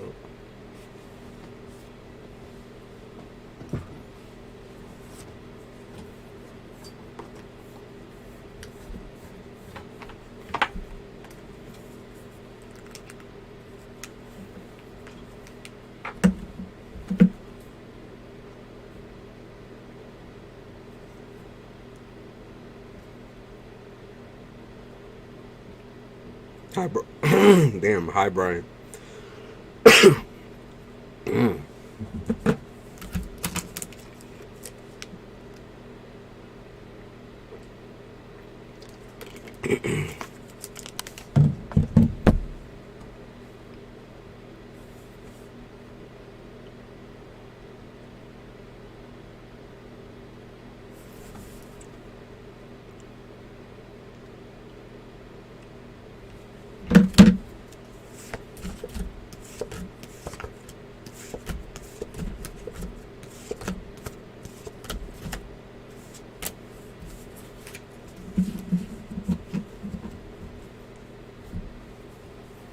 A repeat offender? What the fuck you mean by that? A repeat offender of what?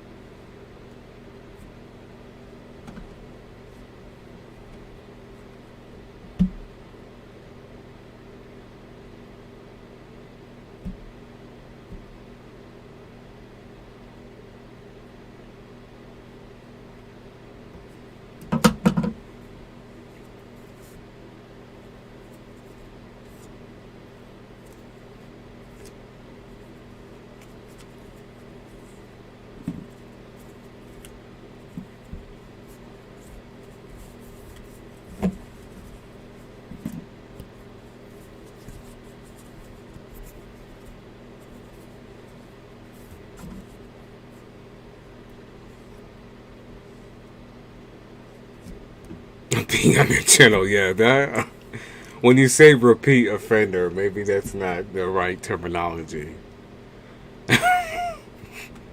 right? Maybe that's not the greatest terminology. So, what do you want the theme of your reading to be? I don't really like doing like all around generals because it jumps around a lot. I like when somebody specifies what they want to know, unless they pay for the general.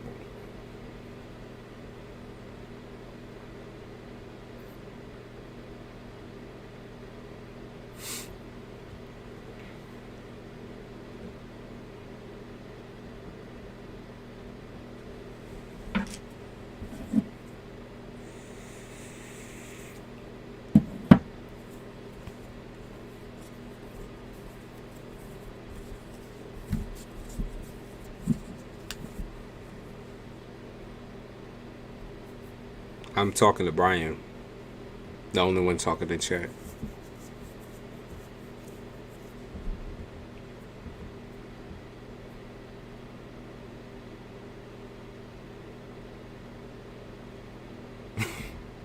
I think he's a little behind. Love.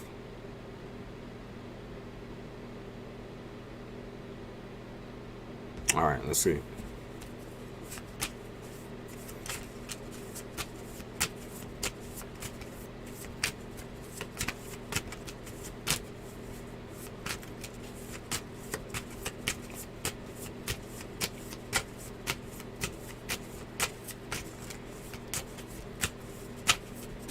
Pick up on cold shoulder. Cold shoulder. I can see you can be quite vulnerable with folks. Okay? I can see that you've been trying to be vulnerable with folks. You've been trying to take a risk and be vulnerable, but it always ends up toxic for some reason. Always ends up toxic.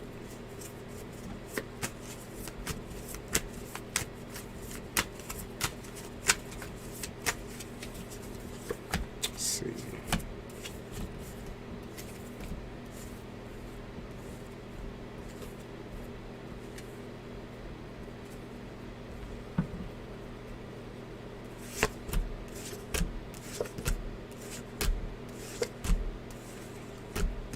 Okay.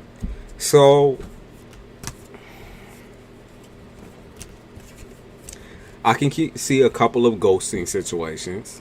Okay, whether you left them behind or they left you behind, I can see serial ghosting. Okay, like I said, I don't know which end that's from. It could be from both ends, but I see serial ghosting. I can see, you fucking around or whatever, and maybe, you're not catching feelings, you're just not feeling the vibes.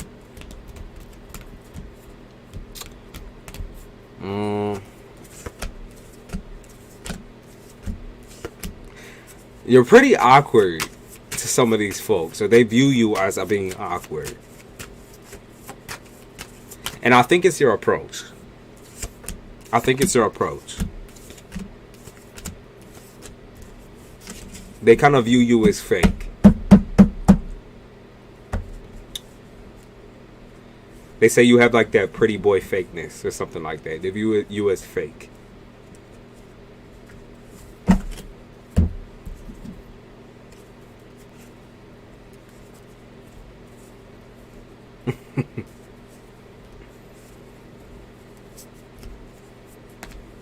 Fake and manipulative is what they view you as.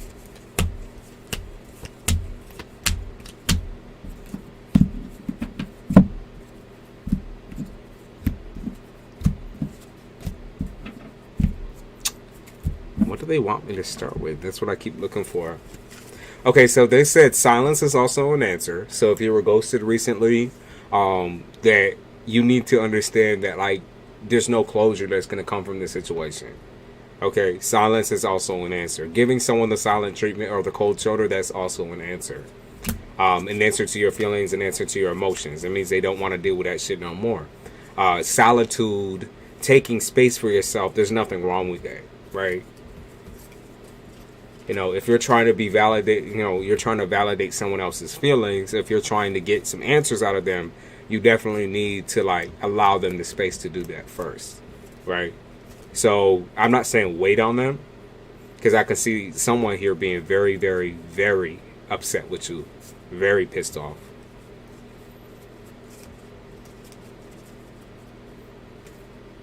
But you can't force them to speak. It's basically what they're saying. You can't force them to say something.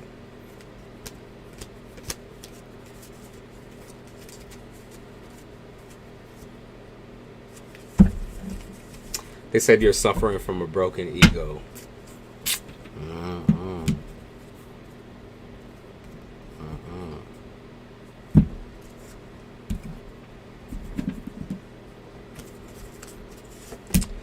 So what do you want, right? This is where I'm seeing the problem. You're unsure of what you want, and you kind of go this route of, like, just going along with whatever the other person wants. So what is it that you actually want from people? That's what you have to actually focus on, right? You want a commitment, you want a connection, you want something that's slow burn, you want something that's steady.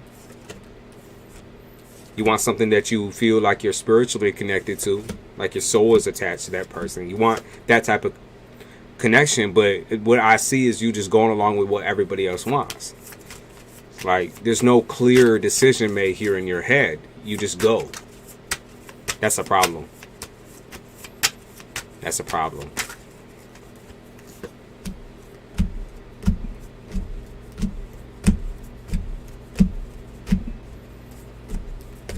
You're not honest. Like, that's another thing. No, there's no honesty with you. And maybe it's because you genuinely don't know. Maybe it's because you genuinely don't know what's going on and what you want, what's going on with your head. Which is fine, but even that needs to be communicated.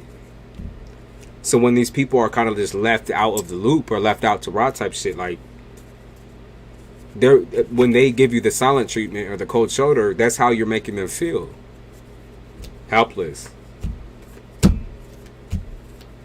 You need to be honest. When you need space, when you need time, you need to be honest about, when you're feeling some type of way about their actions. You need to be honest in that point. You can't just be a pushover, right? Because all that's getting you in a love connection situation is an overly dominant person or someone who feels the need to control you, and that's not what you want, right?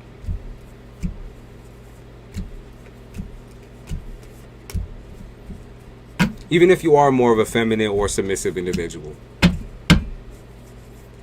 there's a way of going about it, right?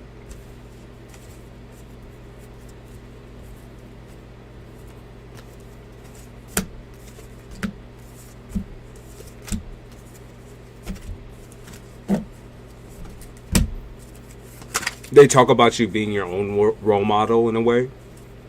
Maybe you didn't have great role models, or maybe there is someone you look up to, but you're not really taking that into consideration at all. You're kind of just like rolling with the punches.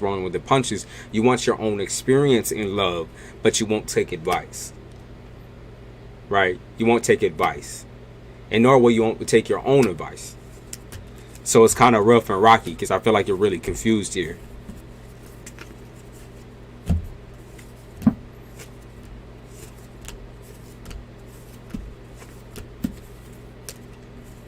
You don't want to be controlled. That is something that you know. So stop aiming for women who attempt to control you, who like to lead, right? They're like the main character type women.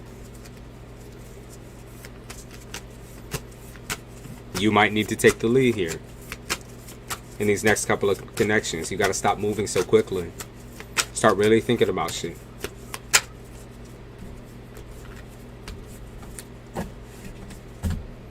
You don't want to have to fight someone. You don't have to want to. You don't want to have to manipulate someone in order to get with them. You want someone to look at you for you. But what's missing, like I said, is honesty. So when are you going to be honest about your emotions and your feelings? Even if it hurts somebody. Even if it hurts somebody. There's just a way of saying things that isn't what, you might go about it a little bit more aggressively, even, or say nothing at all. Yeah, they say oh man, there's a lot here, man. There's a lot here. What I see coming up for you is possibly a rekindling, reconciliation, okay, or just like if y'all had an argument, I can see y'all being able to talk it out. Whether that's going to last long term, I think you're going to need to give this person time. That's all I can say. You're going to need to give this connection time no matter what. Alright? That's what I see coming your way. You have to get real uncomfortable.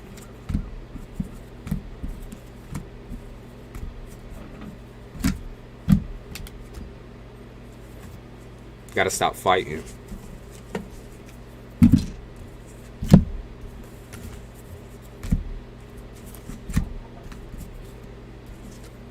Yeah, I can see your trauma here.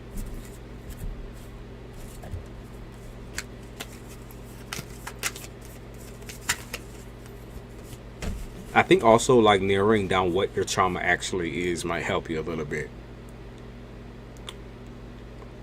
Because I don't think you really question why you feel some of these things. And maybe it's because you don't want to. Maybe it's because you don't want to go back. You don't want to think about those things. But you're going to have to in order to have a successful connection. You can't just keep having bad days and good days and label it that. You have to know why these things are happening. Internally.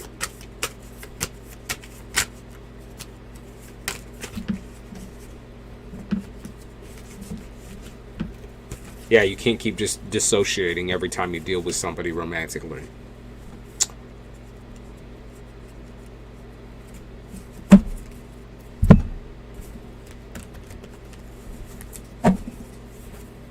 It's complicated, I understand. I can see why. But it's not going to get any better until you start asking yourself questions. It's really not. Hey, lady. Mirrorless. I'm crushing on someone, and is it one-sided? We text, flirt, call every day. Isabella isn't having it and keeps yelling at me. Please, thank you. Let me see. Let me put my music back in.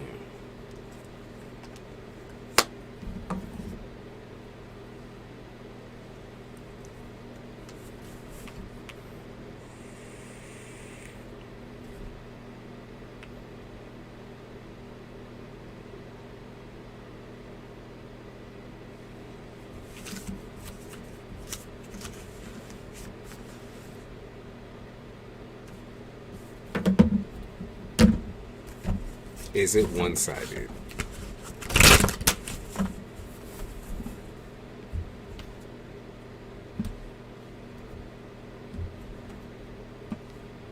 Is it one-sided?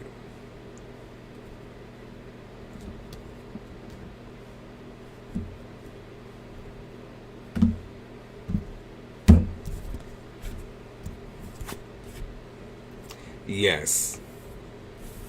It is one-sided.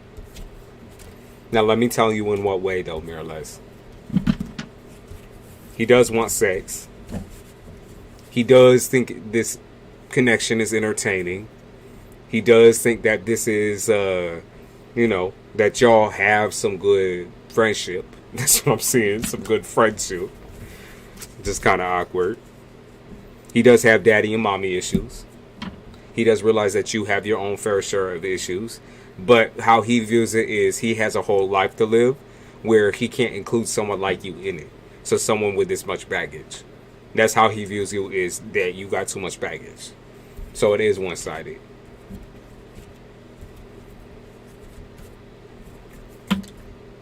He does want to fuck. And he does enjoy validating conversations with you, though.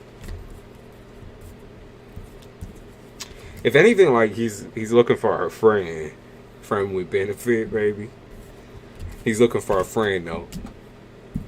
It does not look like I said, it's moving forward. I don't see him investing into anything serious here. Yeah, they said don't get attached to him. Not in a romantic way, at least.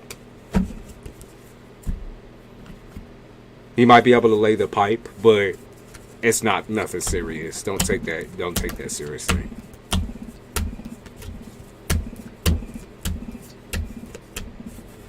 Okay.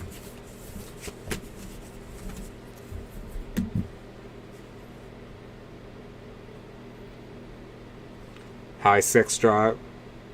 He has a strong personality. He has a high sex drive.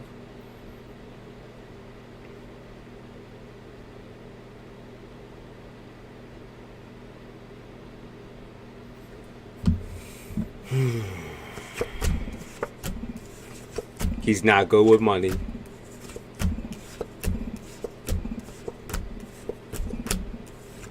You just want the D, then that's fine. Then that's fine. I wouldn't take it any further than that, honestly. Like, his whole entire operation is just wanting a companionship, okay? Not a relationship, but companionship in the bedroom, someone to validate his feelings and emotions, someone to just flirt with and play back and forth with. That's how he views it for now. Okay. I mean, it's kind of a plus that you kind of deal with him like I could say a therapist might deal with him.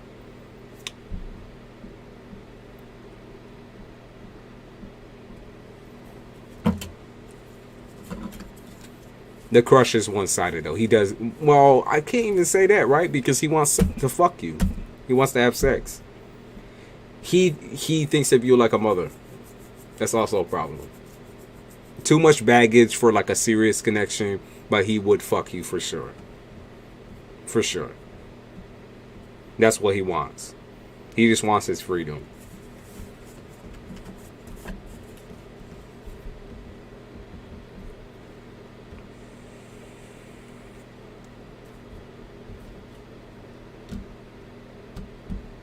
Just have fun. You having fun, you know. And that's where I would tell Isabella exactly what it is. It's just a little fun, you know. I honestly don't even see you being ready for something serious or something like that. Okay. So just let her know you're not taking it like you have your own little fantasy going on here. Just like she's got her own shit going on.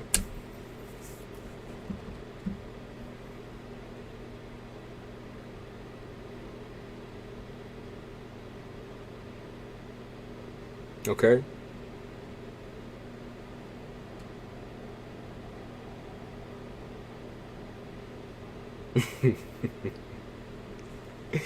Isabella is so funny. She's getting all protective.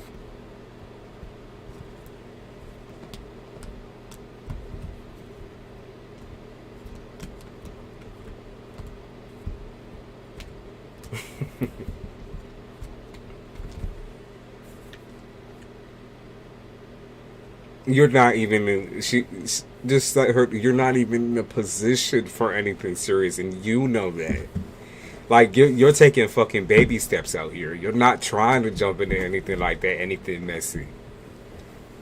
It seems like, you know, you're getting your confidence back slowly, which is kind of the purpose, right? So you're allowed to do that. Obviously, if anything ends up messy, you can just, at the end of the day, laugh about it. Because you're not investing anything but a little bit of your free time, and you might possibly get some dick out of it. Hey, I don't see, like I said, you know, I see it kind of being a mutual understanding zone.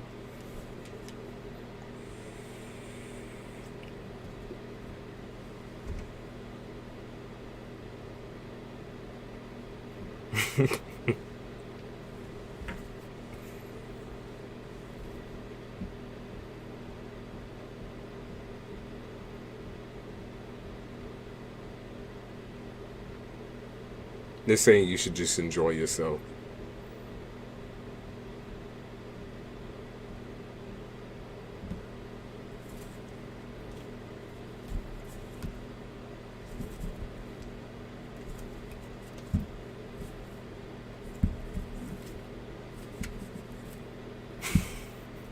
He thinks you're freaky, or that you would be freaky, the bedroom. Cougar activities.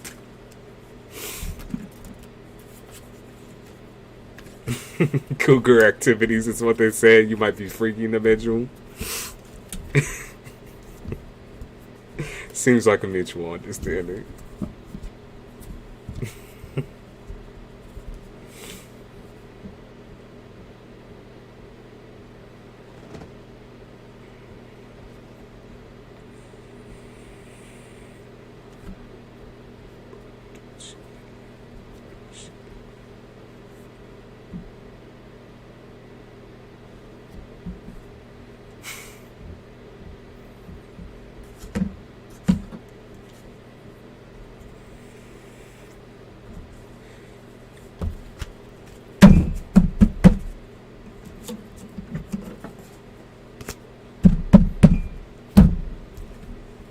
Nah, it looks innocent.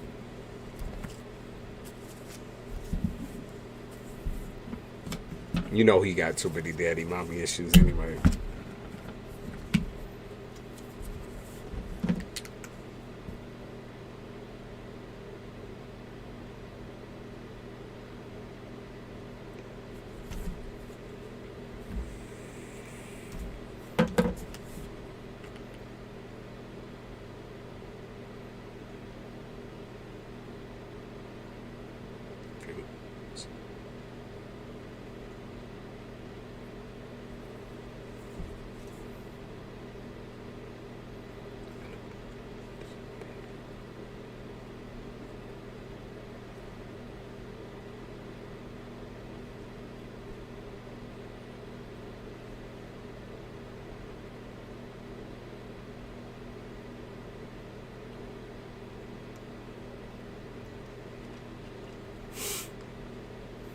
I got you, Jay.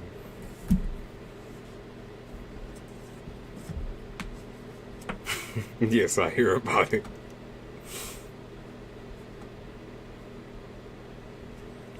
Have fun, baby. It's the least that you deserve at this point, right? Just to enjoy yourself. Of course.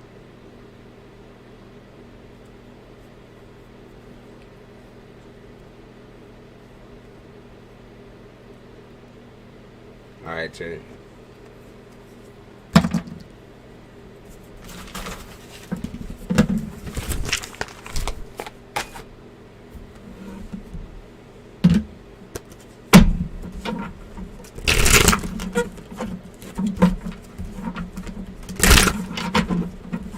Let's switch decks, I think. Yeah, we're gonna switch up.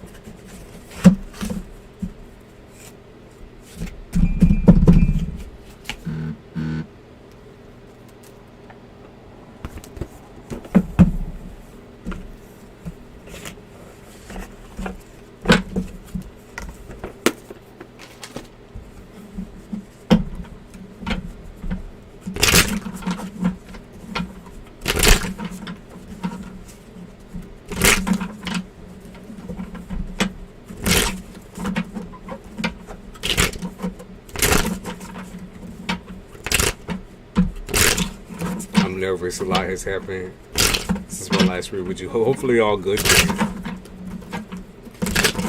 Hopefully all good things.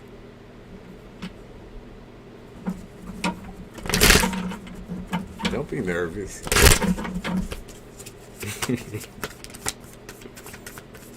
Nah, even if it's not good things, I'll still see it.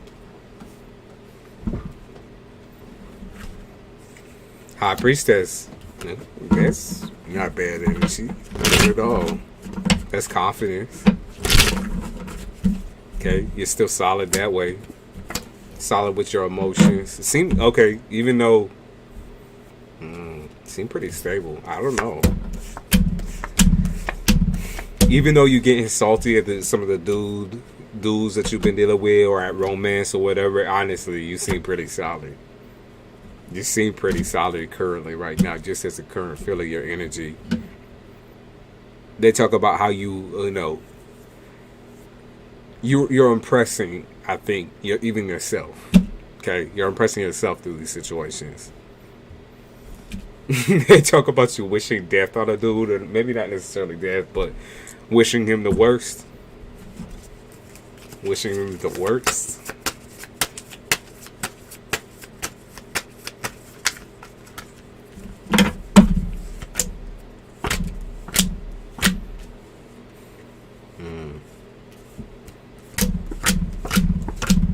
Okay, well,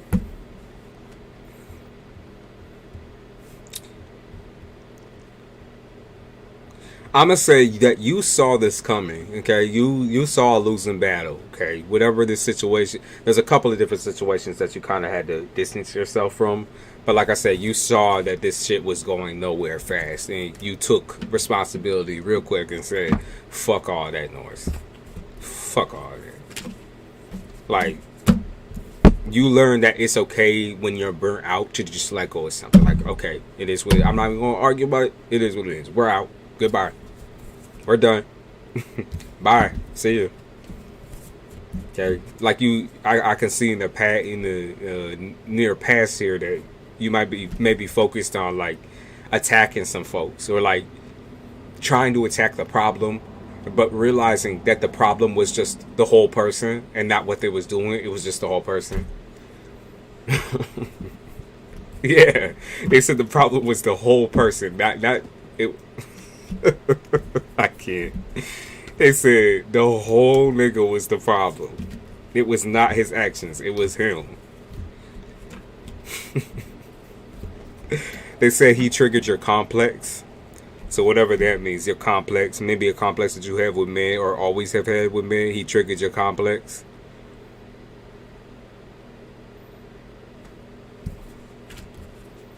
Okay, so are you continuing to communicate with him? Because I can see something to do with maybe an ex coming back or someone communicating with you again. Some one-sided communication. The whole entity. You said the whole entity. Like he a fucking demon and shit. Semen demon. I've been saying that a lot lately. It's goofy. Okay, so honestly, I think what he was doing was entirely one-sided as well. So as far as your emotions, I don't really feel like you felt much, and this is why you were able to release it. By the end of the connection, you really didn't feel anything towards him. You lost all sexual attraction, lost all romantic attraction, and you lost all attraction. Now you might have had some good, decent conversations, but that just you lost it. You said, "Fuck, I'm done with that shit. I don't want a piece of that shit. Fuck all that. Fuck all that." I can feel him, but I'm in a new relationship. Yeah, it does seem like he might try to hit you up, or he's thinking about communication. Or maybe it's the fact that he might post on social media and thinks that you're watching him. But some petty shit. Some petty shit, for sure. He still thinks you keep close tabs on him.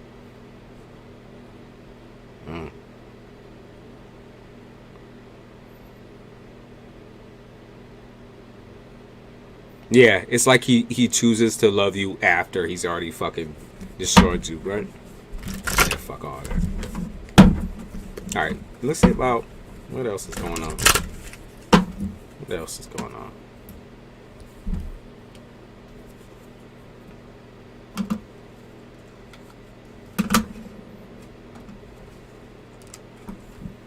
Alright, trying to learn your new partner. Who are you for real is the main question. Who are you for real?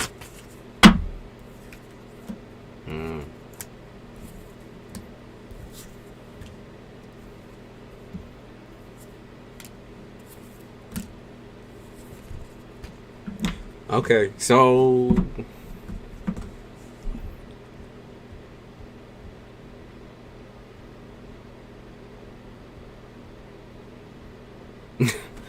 I definitely pick up on someone with temperament problems. Okay, someone who has a hard time taking responsibility, some temperament issues. It does seem like he holds himself accountable in some types of ways, though. Like he's a little bit different from the rest that you've dealt with. He does like hold himself to a certain standard. Okay, so when he does fuck up, I do believe that he admits his fuck ups. It's just how far will that keep going until it's like, you know, how do you keep making the same mistakes or the same, you know, commentary? There's just something about the way that he communicates that can be really, really hard on you. Whether this is in the future, because this is pretty fresh, right? This relationship is pretty fresh. Getting vulnerable with him is also kind of tough.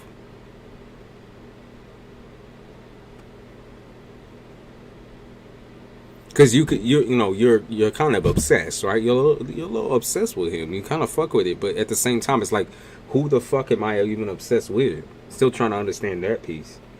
Who the fuck am I even talking to? Who am I obsessed with? Okay, hard work. Okay, you working real hard here. They said hard worker. Maybe not a lot of time on your hands. He has more time than you. That's what they said. He has more time than you.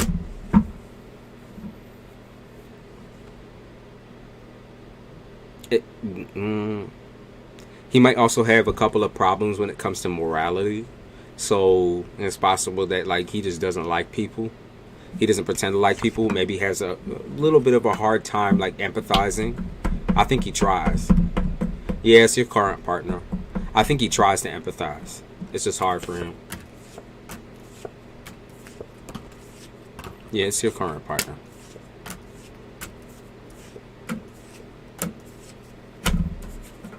Pick what fits for him and what fits for you, essentially. Because I'm technically reading both of y'all.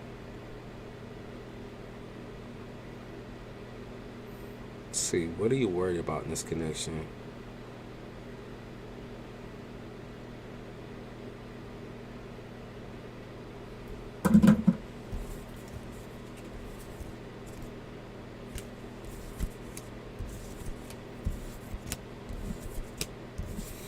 Okay, so I can see some burnout between y'all.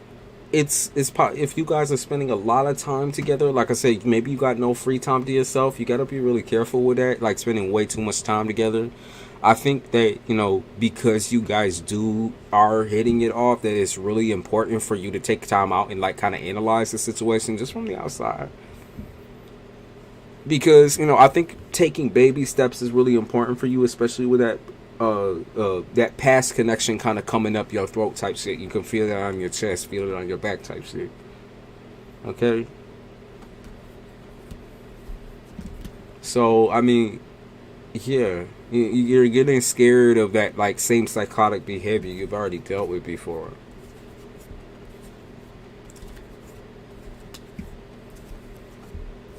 But the times that you feel suffocated, you really need to take a little bit of a break, okay? Take days to yourself. You know, that's incredibly important. Because you are intuitive. I can see there is some behaviors that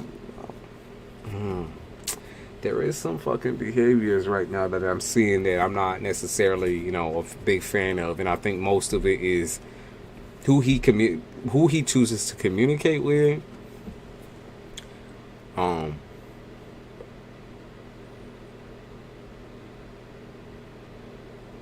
Let's see.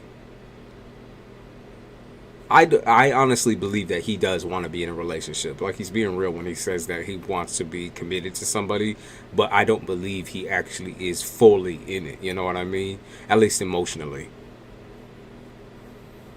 At least emotionally.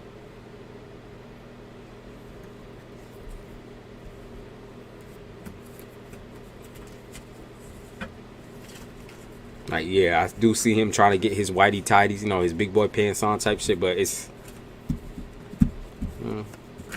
hard, man. Because I can see him still having chats with people he's talked to, women he's talked to already. I can still see him having chats. It doesn't make sense on why he's fighting to stay in a single life, like he's playing both sides. Okay? Doesn't make a lot of sense. Like I said, I see him trying, but he's not trying hard enough. Okay? Just communicating with you regularly and all that, like, okay, great. But when it comes to him sacrificing some of these friends that he's got, okay, certain friends, certain female friends, I know you try not to be sensitive about that, but yeah, you have every right to be sensitive. Okay, you do. Because it does seem like he does chat with these people about things he's not supposed to be chatting about. Alright? It does seem like that. Yeah, because he is. That's exactly what he's doing. He is still chatting with people he's dealt with sexually. He's double dipping, as they say.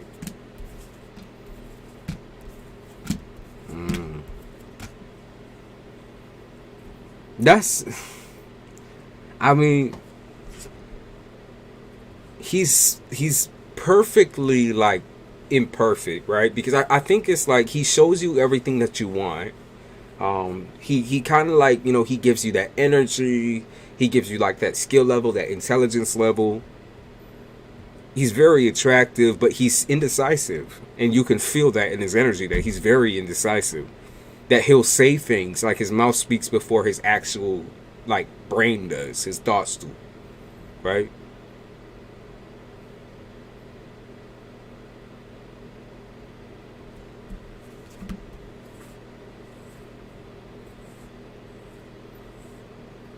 Let's see.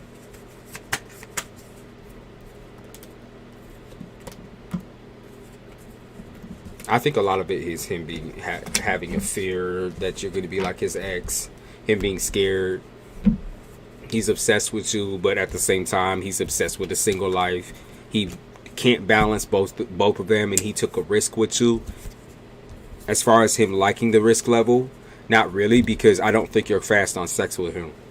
I don't think you're quick on sex with him. Not like that.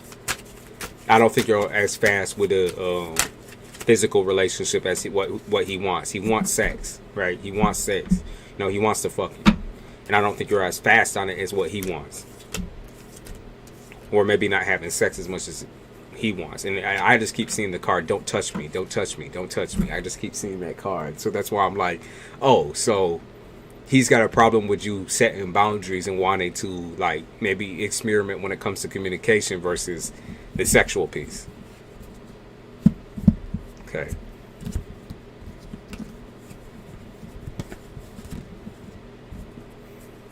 Yeah. Be careful. Would you like to know how you can improve on this connection?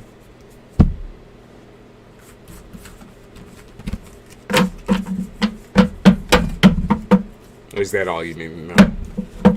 Because I want to also look into your finances and look into other things as well for coming up in March. And then we'll pass the torch.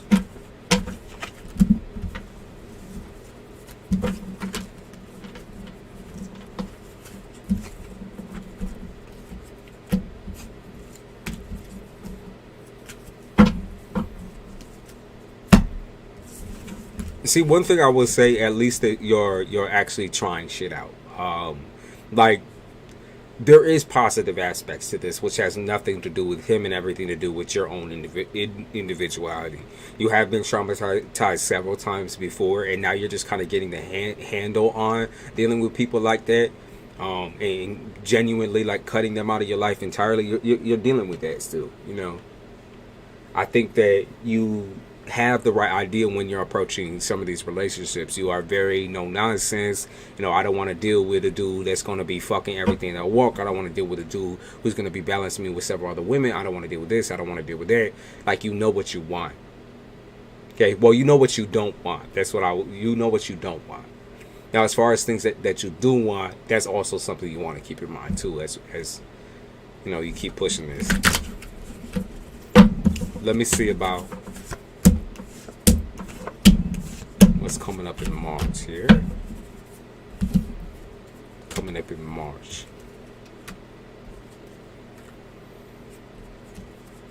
In March, I see an ending. I see you keeping your options open.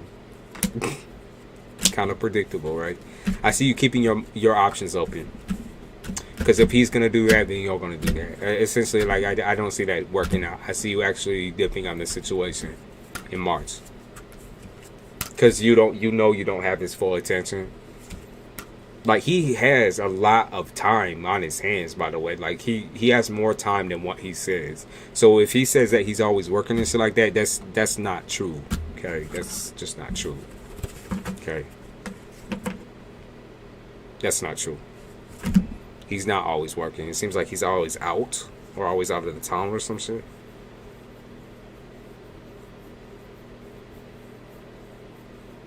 Okay.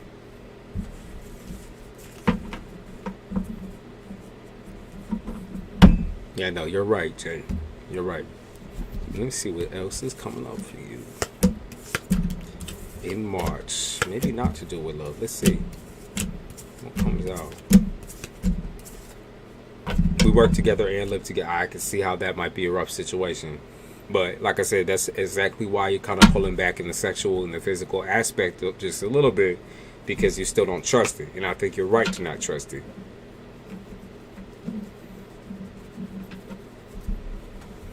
Okay? You're right to not trust it.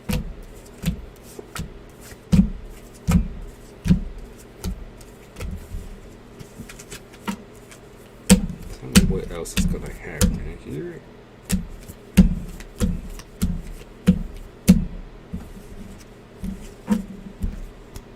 What else do we have coming up? Increase in intuition, okay, intuitive thoughts, intuitive thinking. So as you kind of catch your mind wandering and shit, make sure you take that into consideration. That you're not in the position right now where you're paranoid, okay? You're not being paranoid. What I was worried about is once I get back on my feet. I see. I know what you mean. I think it's gonna be fine though. In March, I see you being fine. So. But like I said, don't take every feeling that you have as paranoia. You're not being paranoid where you can feel certain things, okay? That's genuinely your intuition working. You've gotten real comfortable with using it, though, for your benefit.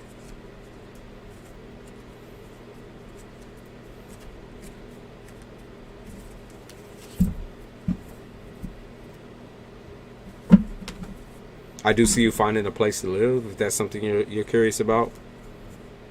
Yeah, I see you finding a place to live.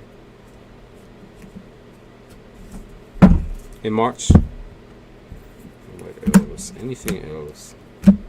Yeah, they said stability, a place to live.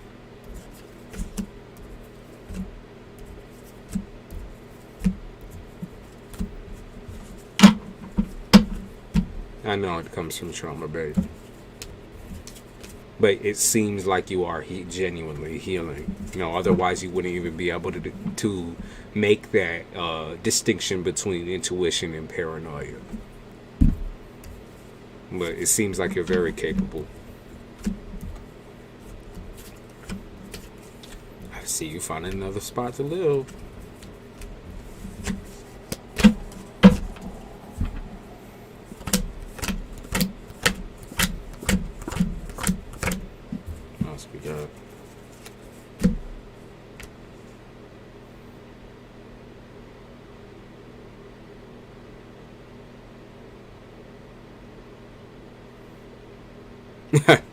I see a lease, so I don't know if you're getting an apartment or that type of situation, but I think I see a lease or paperwork.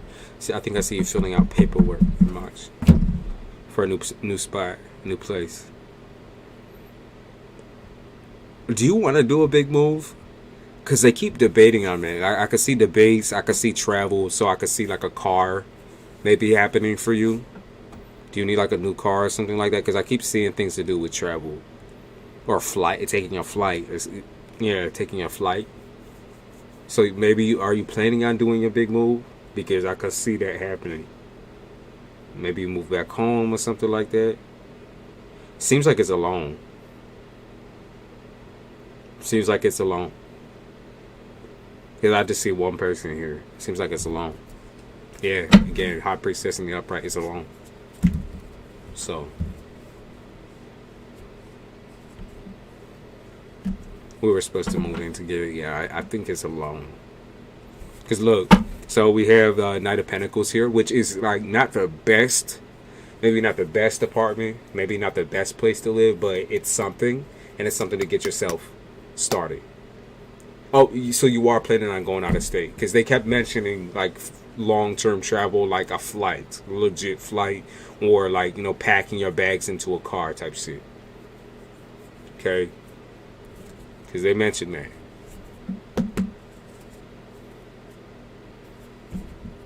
They mentioned a vehicle. Some sort of source of transportation. So I'm going to say it's either you taking a plane somewhere, or you're going to be driving somewhere, or someone's going to drive you. I don't see you living with him, though. I see you living by yourself. Alright? I do see you living by yourself. Yeah, because I can see paperwork or a lease.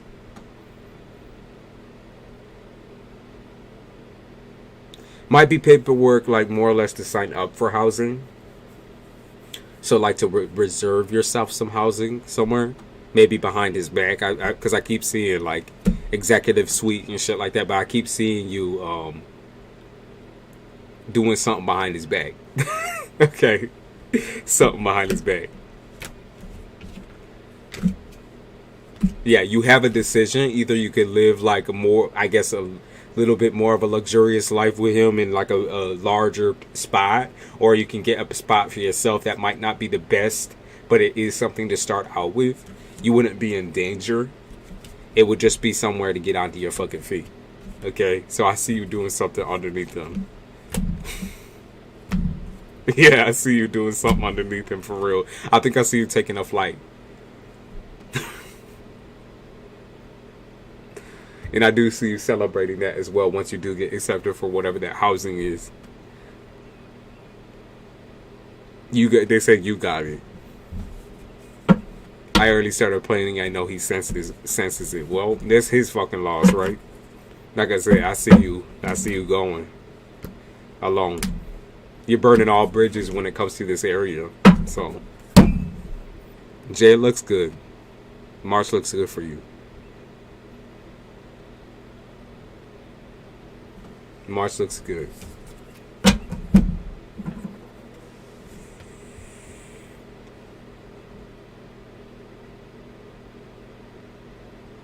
I ain't gonna feel like driving up that you say that. I saw the flight. They kept mentioning flight, so.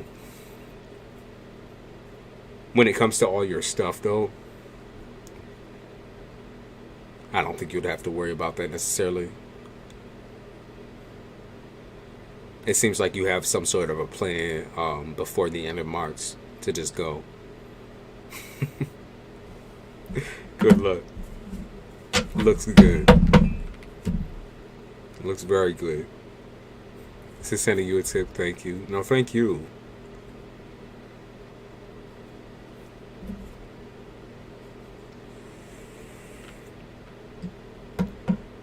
Rashida. Hey, Amber. Shakira.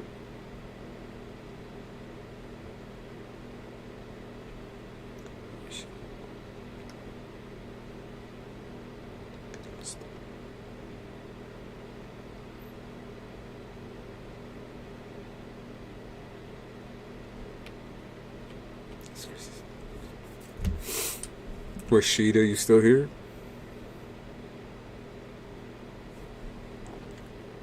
Alright.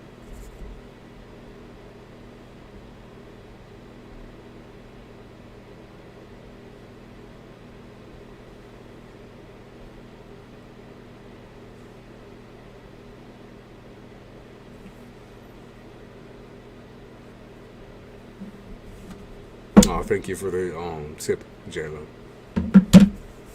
I appreciate it.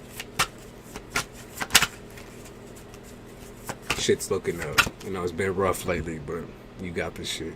Seems like you got a plan in place. All right, Rashida, you want a general.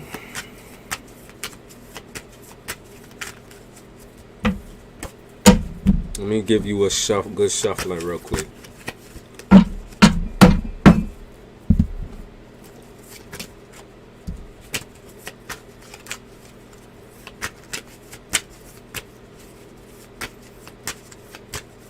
If you don't, you said it's just a waiting game here. If you don't have a question, just wait a couple of days. You might come up with one, or something might pop up.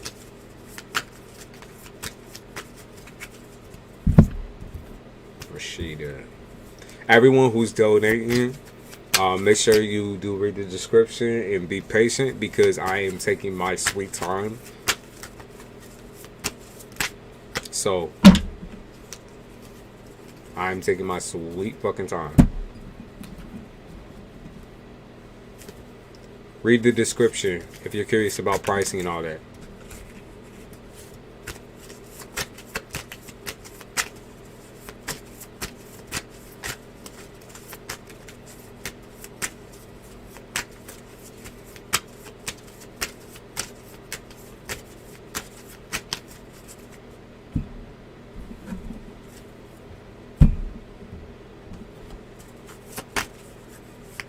Rashida, is there something that you would like to know before we start your general?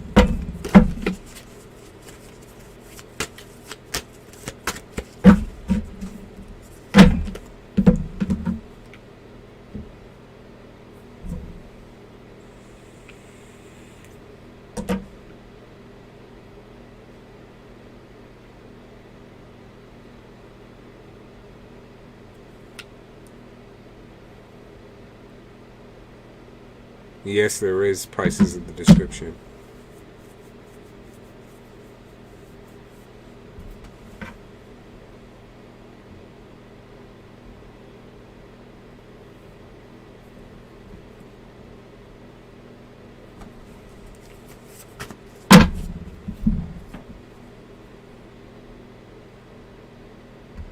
They're all right there. I'm looking right at them. There is prices there.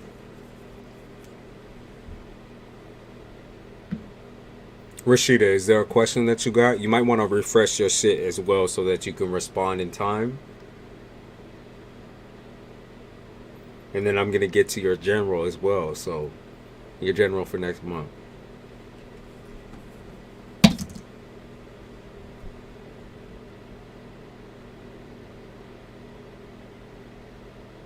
Working on me right now, but I think about my future. I am optimistic and working on believing myself more. Just divine advice. Okay, I got you. I got you. Let's see that. Do a little payment real quick.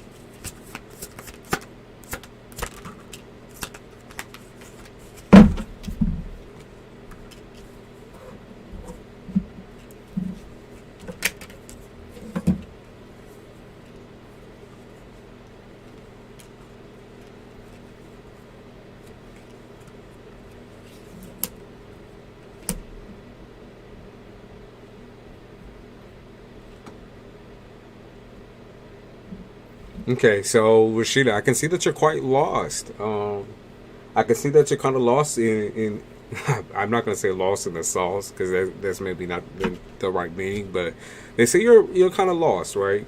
You're lost in yourself.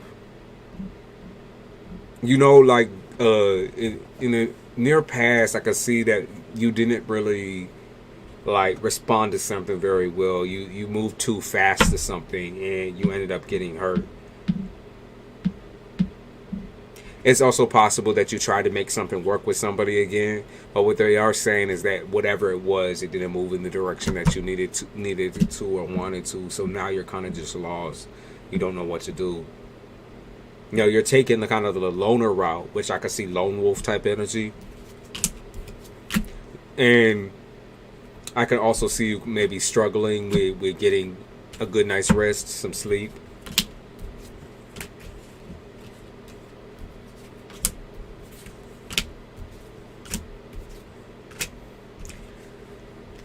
Seems like you're facing some burnout, okay? Seems like you're facing some burnout. Like you're emotionally exhausted, you're physically exhausted, you're exhausted, okay, in general. Like your whole life right now, it kind of just feels like it's falling. And you don't know what to do about it. You don't know how to pick it up necessarily. You don't know how to gain energy or gain traction. You're just trying your best to stay, individualistic, to stay to yourself.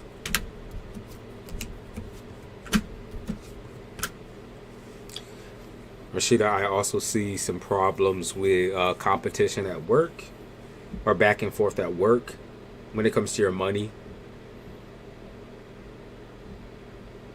They say that there's a battle over your finances or over your money. Maybe even a battle to say, I was gonna say divorce, but something of a legal nature. Definitely, that's what they picked up on. It's bloody. It's a fucking competition to see who, is being truthful, who is being honest. And even then, that doesn't really matter to the law. It's whose story kind of like adds up, I guess. I could see here that you want to find peace. You want to move on with yourself. But how are you supposed to do that when you're facing such a traumatizing situation? It's getting dragged out for way too long. That's essentially what I feel. And then also living, like, I could see there's a problem with your living situation, with your crib.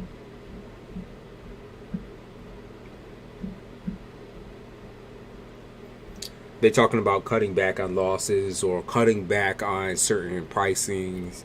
You know, you're not ready to take a gamble right now when it comes to your money. So maybe you even thought about moving. But they're saying the living situation right now has you stressed the fuck out.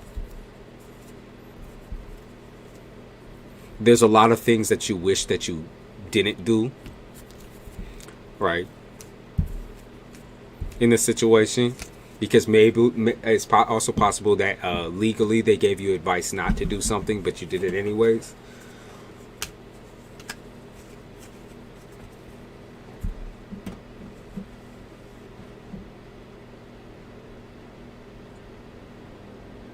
Or maybe he did it. Let's see.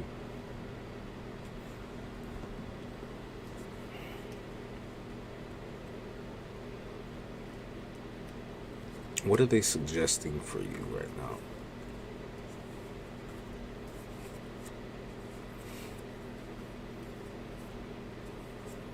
Okay, so what they're saying is to continue to keep your anger pointed towards this situation. Because I feel like anger for you is a really hard emotion to swallow. Okay, because trying to keep your shit together at home, it just gets increasingly worse and worse and worse as you feel this like bubbling up or boiling up inside of you. I feel like keep your anger pointed towards the situation. Try your best to keep control of that anger and keep it just pointed towards, that, right? Because you're not going to be able to let go until you get rid of him entirely. Okay, you're not going to be able to let go of these emotions. Okay, and there's no sense in bottling them up. You also should do some writing. Okay, writing, or if you like writing lyrics, poetry, maybe drawing if you like drawing. But you need to have some sort of an outlet here to also put that anger into, because I feel like it can come to the other people around you that aren't in the divorce situation. It can kind of come off as like you're being short with them or angry with them. And I know that you're tired, but like, they don't deserve that type of treatment either. You're trying, I understand that you're trying to keep your shit together and it's really hard. But it's possible that your children aren't really understanding the full extent of that either. They don't know what it's like, right? And so just as a repercussion, it's like you might get a little short. And they are suggesting that you do, regularly write or regularly keep a little diary type thing, like a daily diary, and check in with yourself. Yeah, they said you need a daily check-in because you are depressed.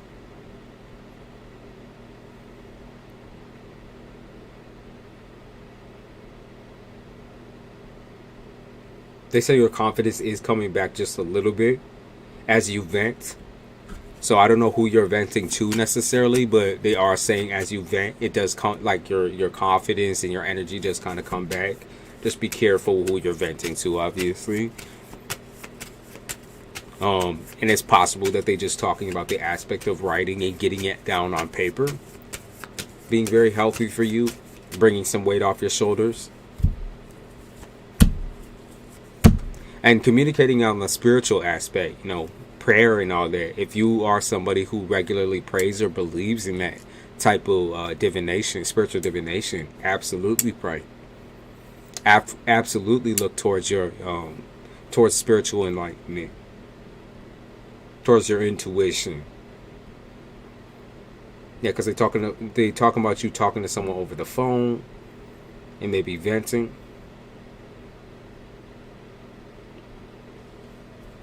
Yeah, look towards your faith. Let's see. What else do I want to say? Coming up in March here. Let's see where this goes.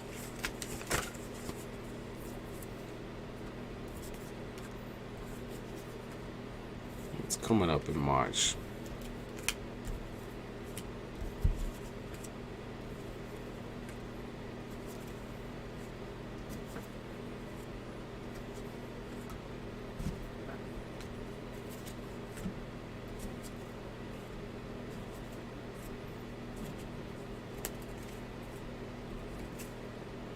Okay. In March, so, okay. There is going to be a little bit of a break here in March. I'm not sure if it's because they're going to schedule the next court case later in a couple of months or so. But they are saying that you're going to have a little bit of a break. Now, during this break, they're suggesting that you take a little bit of a trip, or whether it's a trip or like a vacation type thing. I know that might be risky with your finances, but it doesn't need to be far away. They're asking you to just take a break in a different location. Okay, if there is a different location that you can actually go towards, maybe you got a friend, or you want to go see a friend or go see a parent, they're suggesting that you just go do that. Okay, because they're talking about I think a family member, I'm going to say, but it could also be a friend going to see somebody and maybe update them on the situation. It might bring you some clarity and direction. Because during March, it looks like it's going to be even rougher on you. Just even thinking about this situation, you want to just get it over with, but it keeps extending, and you're just sitting here like, oh my fucking God, like, it's driving you fucking crazy. But getting your finances together, with getting your home together, I do think going to see somebody or taking a little bit of a break, maybe, could be your parents, could be a sibling, could be a friend, but going to see them and just talking through things with them, I think it will really help you. All right.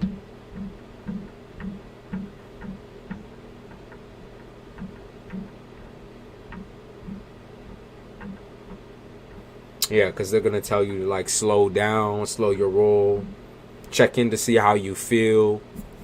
Having someone like that next to you and supportive of you just will really help you right now. It does seem like money is going to be figured out in March as well. Let's see. Tell me about money.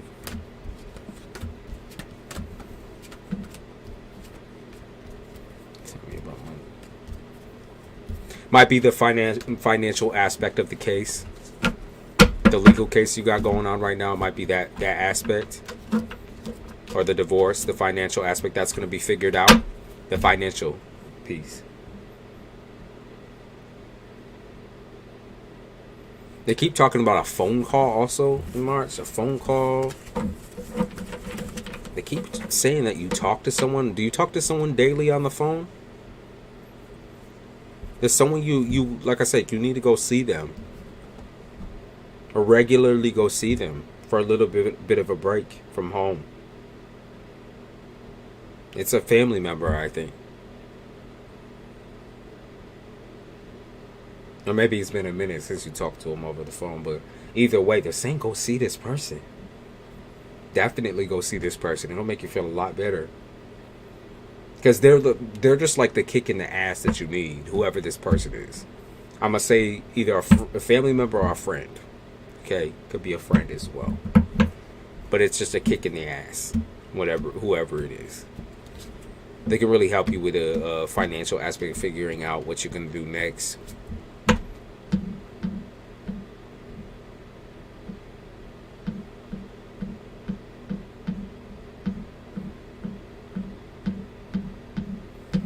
May also be a therapist if you have one. You said I am going to Connecticut? Okay. Yeah, take the break. Rashida, absolutely. That's what they keep saying, is that you need a physical break from home. So yes, go to Connecticut. Okay, go to Connecticut. You just need a refresher. Like your mind needs a refresher. Okay, so go.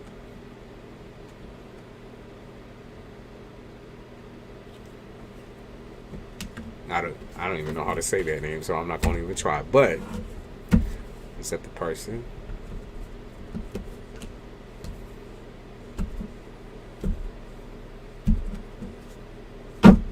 Is it a female? Go to Connecticut. Go and travel. You need it.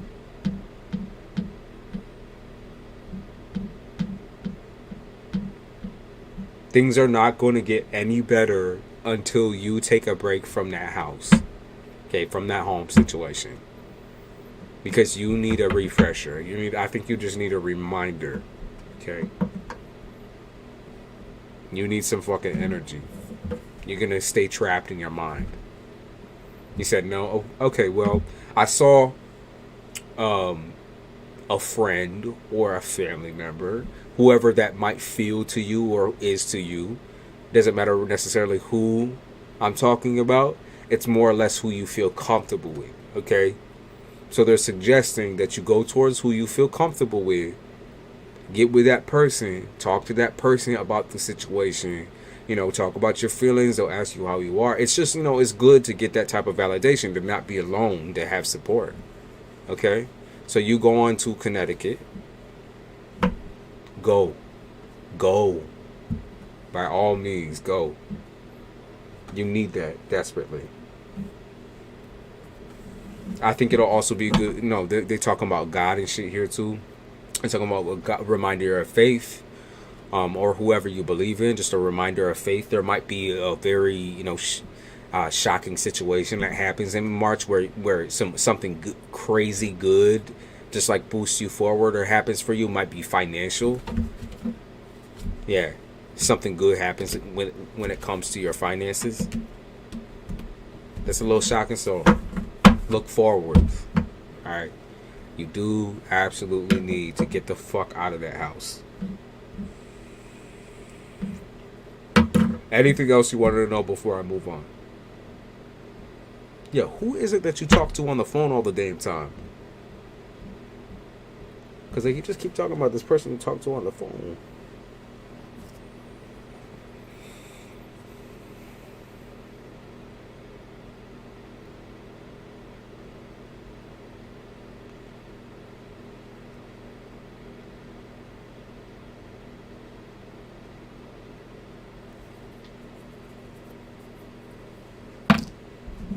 For some reason, I can't see what Smiley is saying.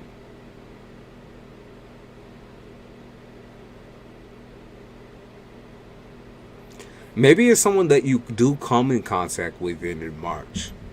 Okay? He said, I am alone. Might be regular contact with some, but maybe it is over the internet. But maybe it's someone you come in contact with in March as well. Okay? Because they kept talking about phone calls and the phone being a thing, so it might be also someone you come in contact with in March. Okay, maybe when you travel, even maybe when you travel. As if you have no more questions, I'll give you an oracle card as well. Let's give you something here. I'll give you one oracle card. Yeah, maybe someone new, something new.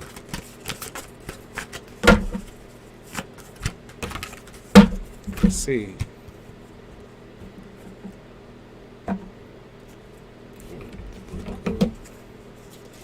Seven.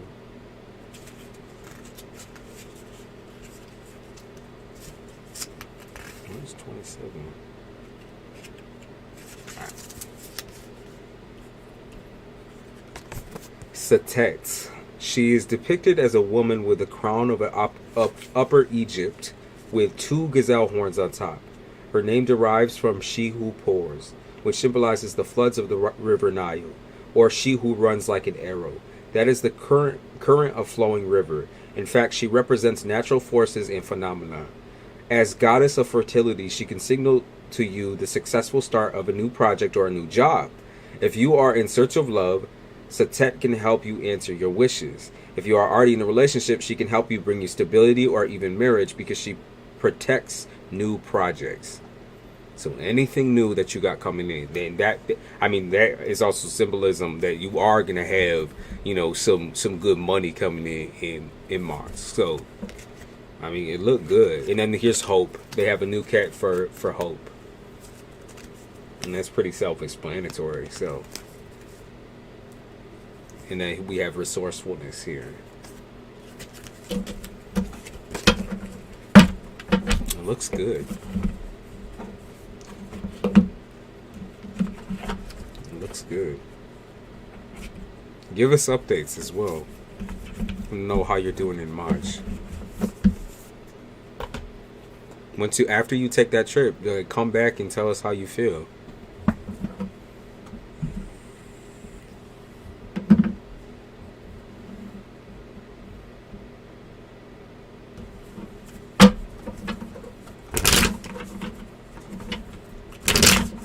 right?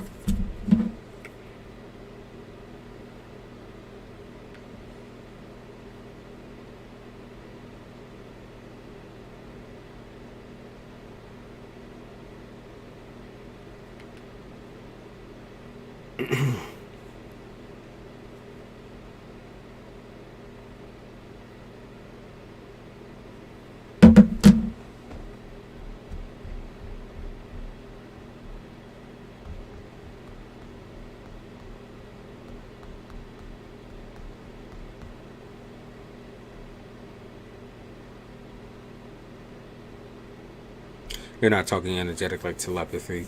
I don't believe so. I don't believe so.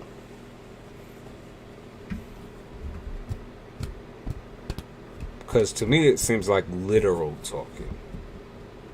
Legitimately talking. So like I said, maybe it's someone you bump into in Connecticut. Or maybe it's someone you come back in contact with. But I'm going to bank on is someone that you are going to meet. If it's not someone you're already talking to, okay?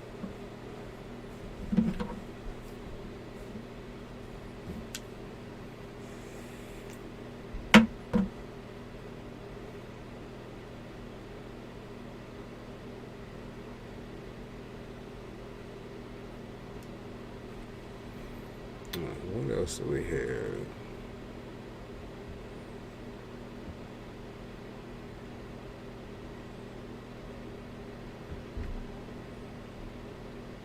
I don't see any donation from your name. What's your name? On CASHAPP or on PayPal. Because I don't see any donation from you. And like I said, I don't do needy people, so I could see that you keep spamming the chat or whatever.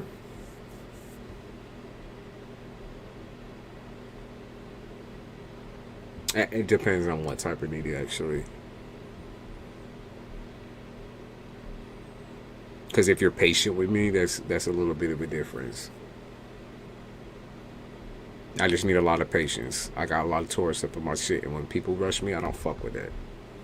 That's annoying as shit. He said super chat.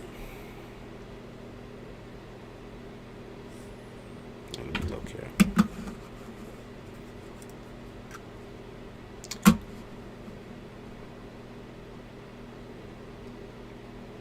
Trying to fight to get my daughter. I'm doing the best I can. I kept up with everything the courts told me to do. My sister wants to keep her. She got custody. I don't know what else to do.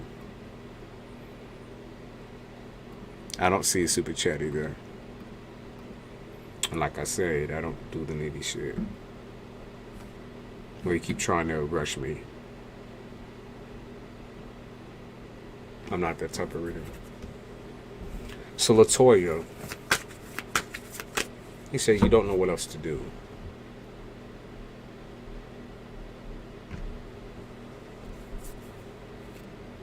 You know what? Never mind. Okay.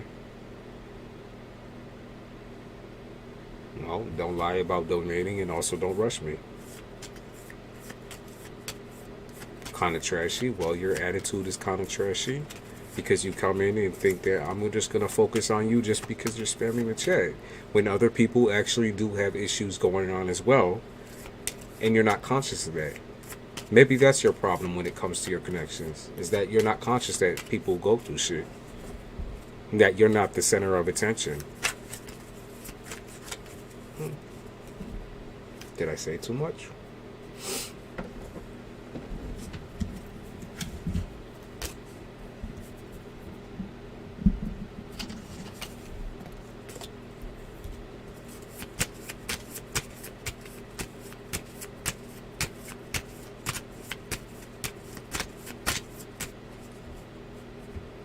Latoya, you still here?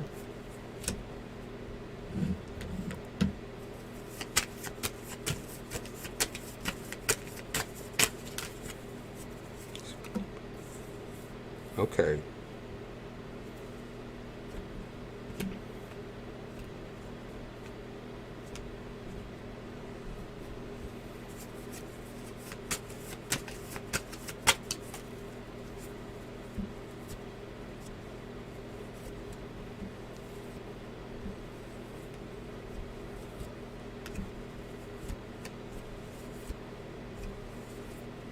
Okay. Latoya, they're talking about showing consistency. Okay. I saw that you did exactly what they said, right? But now they're talking about showing now consistency financially for your daughter. That's what they're suggesting, is to continue with. Now, obviously, you continue fighting, but also continue with consistency and asking about her and giving her money for what she needs. That's what they're talking about.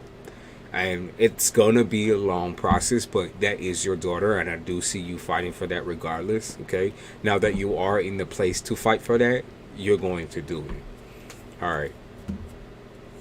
Never stop fighting. And definitely, I know it's kind of like, feels like a kick in the gut, right? It feels like you have no hope. It feels like shit. But don't let that distract you from what needs to be done when it comes to the financial aspect of providing for your daughter, checking in, making sure she's good. I know that's a blow to the chest, though, for sure. You feel tricked. You feel hurt.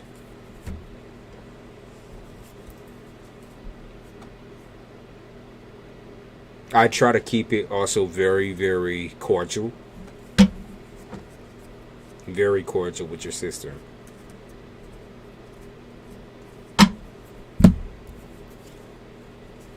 I can see this is really nerve-wracking for you. Yeah, because I keep seeing like, let me help you, or maybe it's the fact that she's not allowing you to help or allowing you to have a hand in that journey. All you can do, though, is provide for right now. All you can do is provide and keep fighting.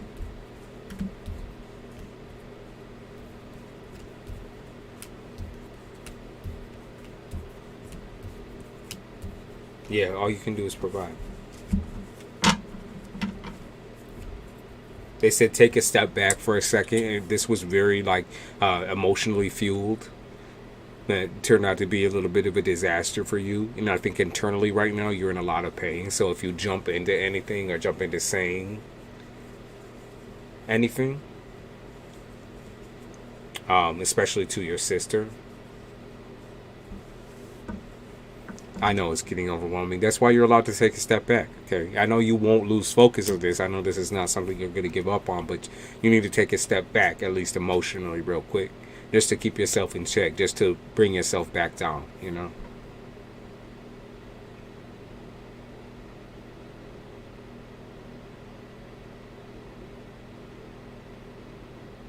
They want you to know that you have nothing to be afraid of. Okay?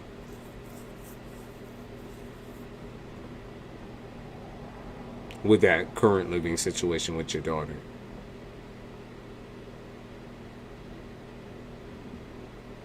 Yeah, they are talking about how hard you fought to become stable, and now you feel like you've done it for nothing, but you haven't done it for nothing.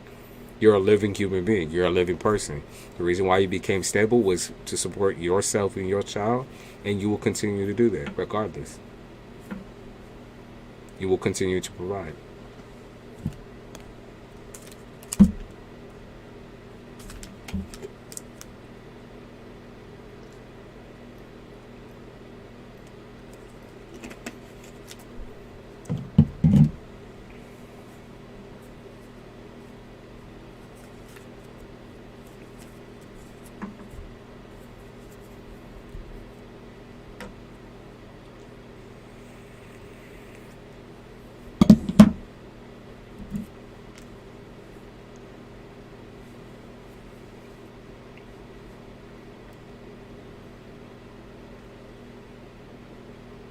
They be playing Tupac right now. Keep Your Head Up by Tupac.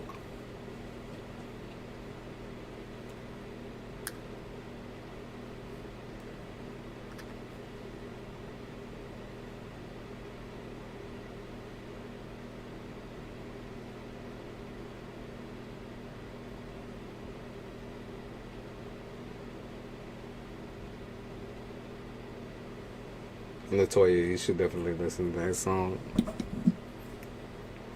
Keep Your Head Up by Tupac. Don't apologize for being emotional. It's a very emotional situation.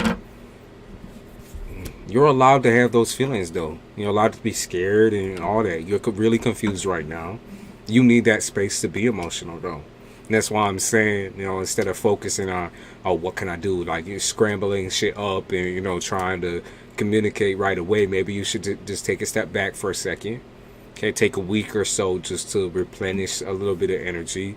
And then you moving your head, you can kind of collect your thoughts and see what you're going to do next. Just know that you're not alone in this either, in this type of battle.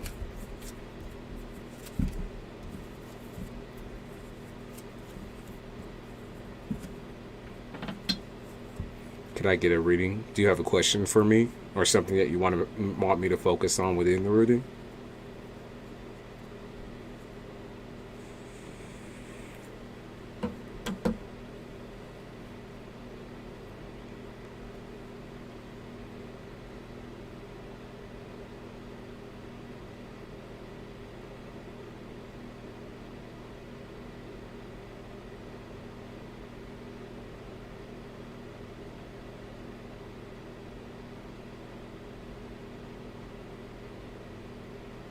Mm-mm.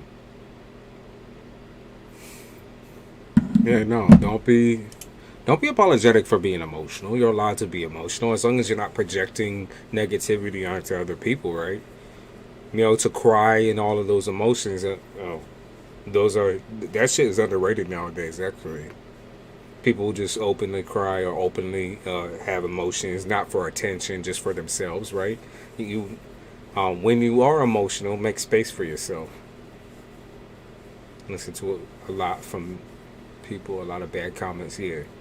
It ain't, but your emotions ain't got nothing to do with, even if they're what triggered your emotions are still for you, right? You can cry for yourself, okay? And even in aspects of pity, you can feel bad for yourself. It's just not doing that every single day. You know what I mean? You can cry for the situation. You can be upset. You can be angry. Those are all things that you need, though. Those are all things that you need.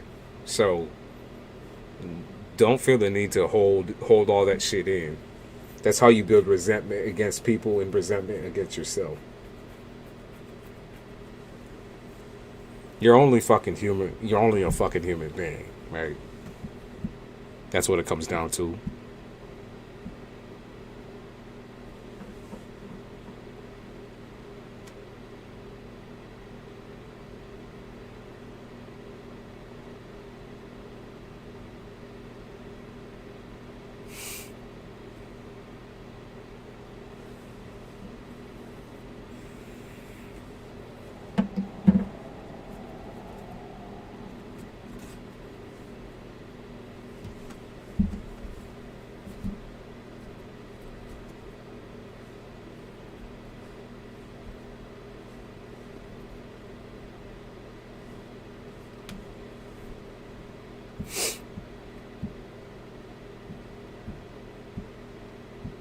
Dark and lovely. What type of reading do you want?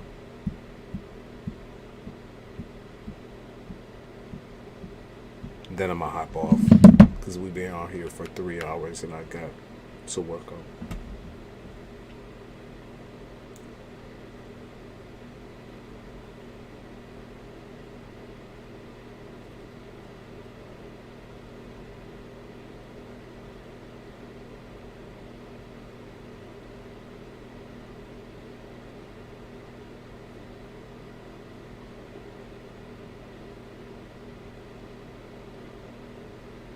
You said love, life, and relationships? Okay.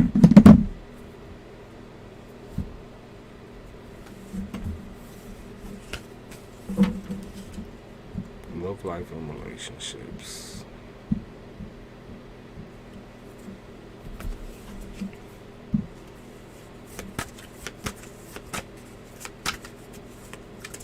This is my last one. Those of you that just came in for the free readings, make sure you stick around for future lives because I do this quite often.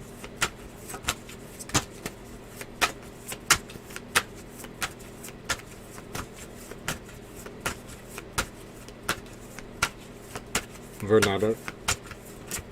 Did I say that correctly? There's a Vernada.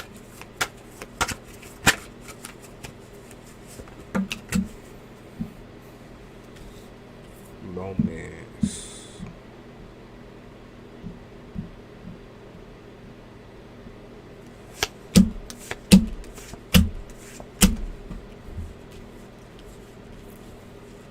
I'm just doing one. I'm doing one reading. This is my last reading. As I said, I don't like fishy people. I don't like people who beg for shit. I like people who just come in with authenticity, and I'll give you something right back. But I do have to get off. I've been out here for 3 hours. I have to continue with my day. I'm a human being as well. So, dark and lovely. So,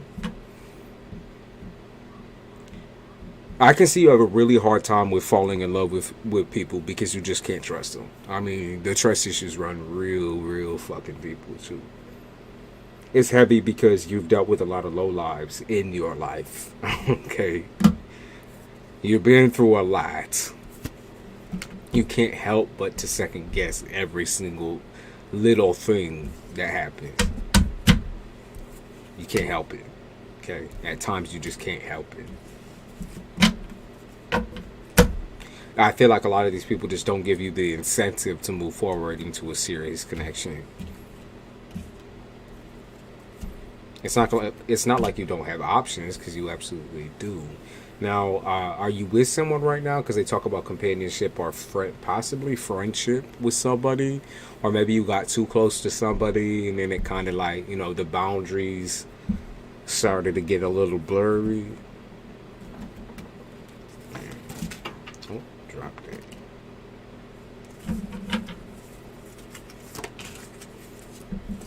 I think the first problem I see is following other people's lead, even when you don't like them, Dark Lovely. So it's just a case of a friendship. Okay. It's a case of like following other people's lead and doing whatever they want, even though obviously, you know, your attraction to them is limited, or you just don't feel, you know, that vibe, that tension. You know what I mean? He said, but I'm disconnecting. Okay, yeah. Probably for the best. Because like I said, following someone else's lead is never really brought you anywhere. I think solitude is really necessary in this type of situation, because the way this person has kind of used you, not liking that. Okay, this person's very smooth, very manipulative with their words, but it's all it seems like it's all fake for the most part. Okay, seems like it's all pretty much a front. I feel like this person was curious on whether you had emotions for them, or tried to always gaslight you and kind of force you to feel that way. Almost like try to make you jealous or make you feel some type of way about, like try to force the feelings. And that just, like I said, following other people's lead just does not work for you. You kind of have to be a little mean. You have to set boundaries. Okay? Just seems like a manipulative individual.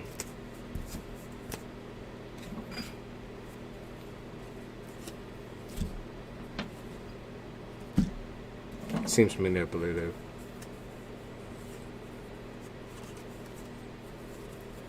So I think you're right to be a little bit more paranoid about that situation.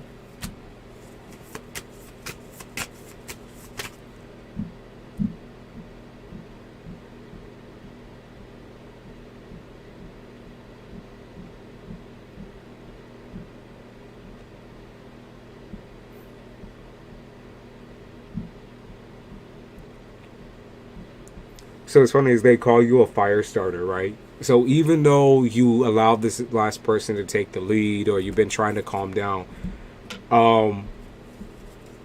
they called you a fire starter still. You said, I lead, no follow. What ends up happening, though, is once things do get more into the serious zone, you end up kind of forgetting and slipping up and letting go of that leadership quality. Okay? So that's basically what they're saying, is that you can't control the whole relationship.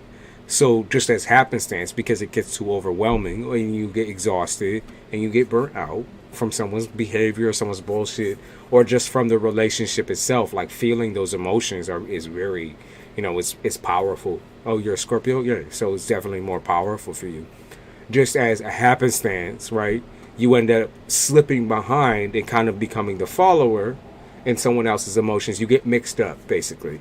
It's like you forget how you feel and care way too much about what that person feels, right? So that's the reason why you're drained, is because, yes, you have the leadership quality. I'm not saying that. Like I said, you're still the fire starter, but you don't, it's like not something that sticks with you. It's like you drop the ball mid-situationship, right? And you're allowed, by the way, you're allowed to change your feelings on a person. Like when you're just not feeling it, or you're starting to feel drained, you start to feel tired, you're allowed to change your feelings up, right? But is that communicated correctly? Not really. Not really.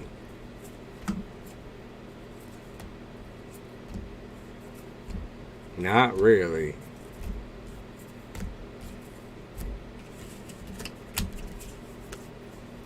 Okay, not exactly. Communication is an issue. Okay, for sure. Because you can intimidate people out of actually communicating what they really feel. The way you get more in depth in like talk about your emotions and your feelings is by kind of initiating that yourself, by talking about yourself and your own emotions. Okay. So move on, or what? Move on. Most definitely. Like I said, he's a player, just playing with your emotions. He doesn't want you in any type of serious way. Was trying to make you feel some type of way about him, but does not feel that way himself. So that's what's up. Seems like a karmic situation to me. You had the butterflies in the beginning, but obviously that shit didn't work out.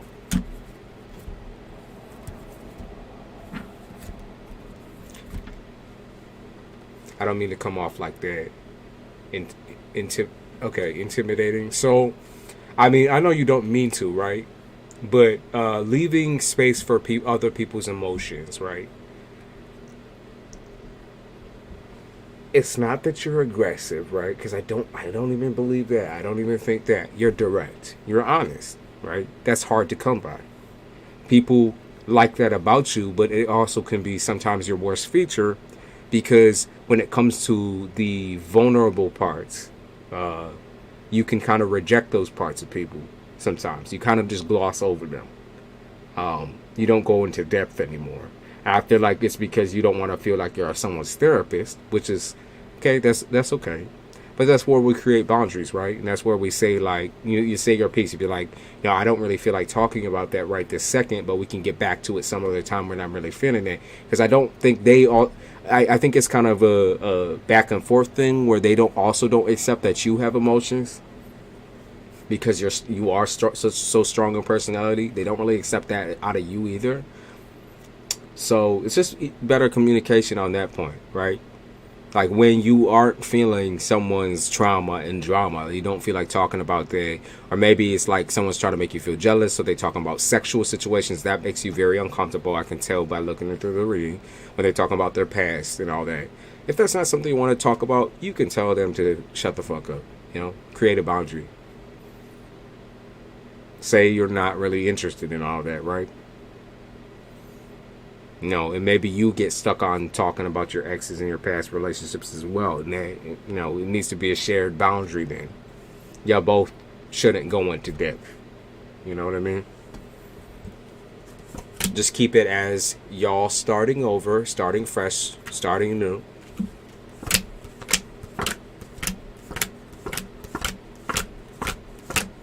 There's a lot of things that you do not like within men. You do have a kind of a built-up resistance in your head towards men.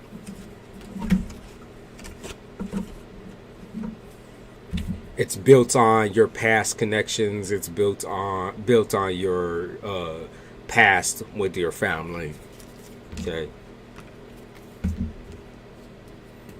People kind of wonder why you're so dramatic about connections, or why you're so like cutthroat, right?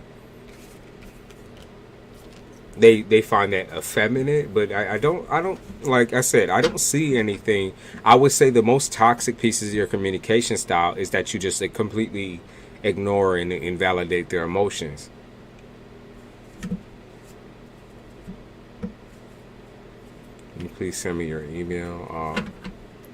My email is occulturex@gmail.com. Spelled just the way as it is in my YouTube. No space, no nothing. It's occulturex@gmail.com.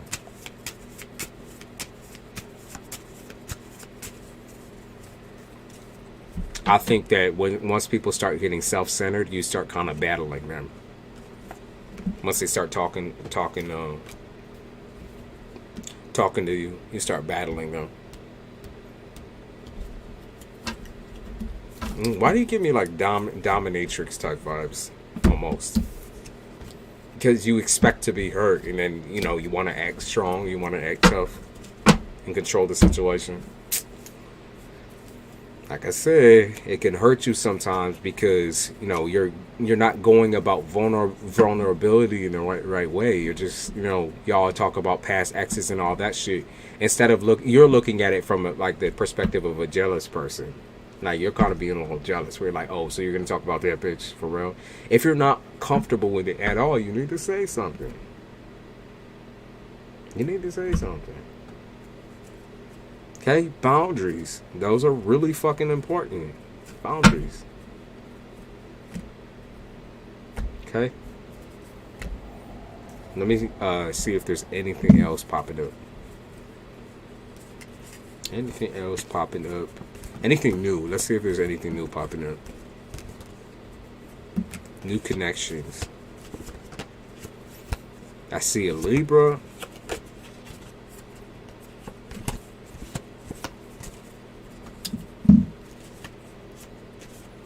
I'm not dealing with a Libra here. I see another, like I said, it's an air sign. So Libra, Gemini, or Aquarius. That seems like it's the theme. Or a water sign. I don't have give a fuck energy right now. And that's fine. But make sure people know that going into some type of connection with you. Make sure they know that you're not really into getting serious and mysterious about them at this point. Don't give out energy that you don't have, right? You said 2 Geminis, all right. Lots of air energy, and then also water signs. They said are coming towards you romantically. Yeah, they talk about Aquarius.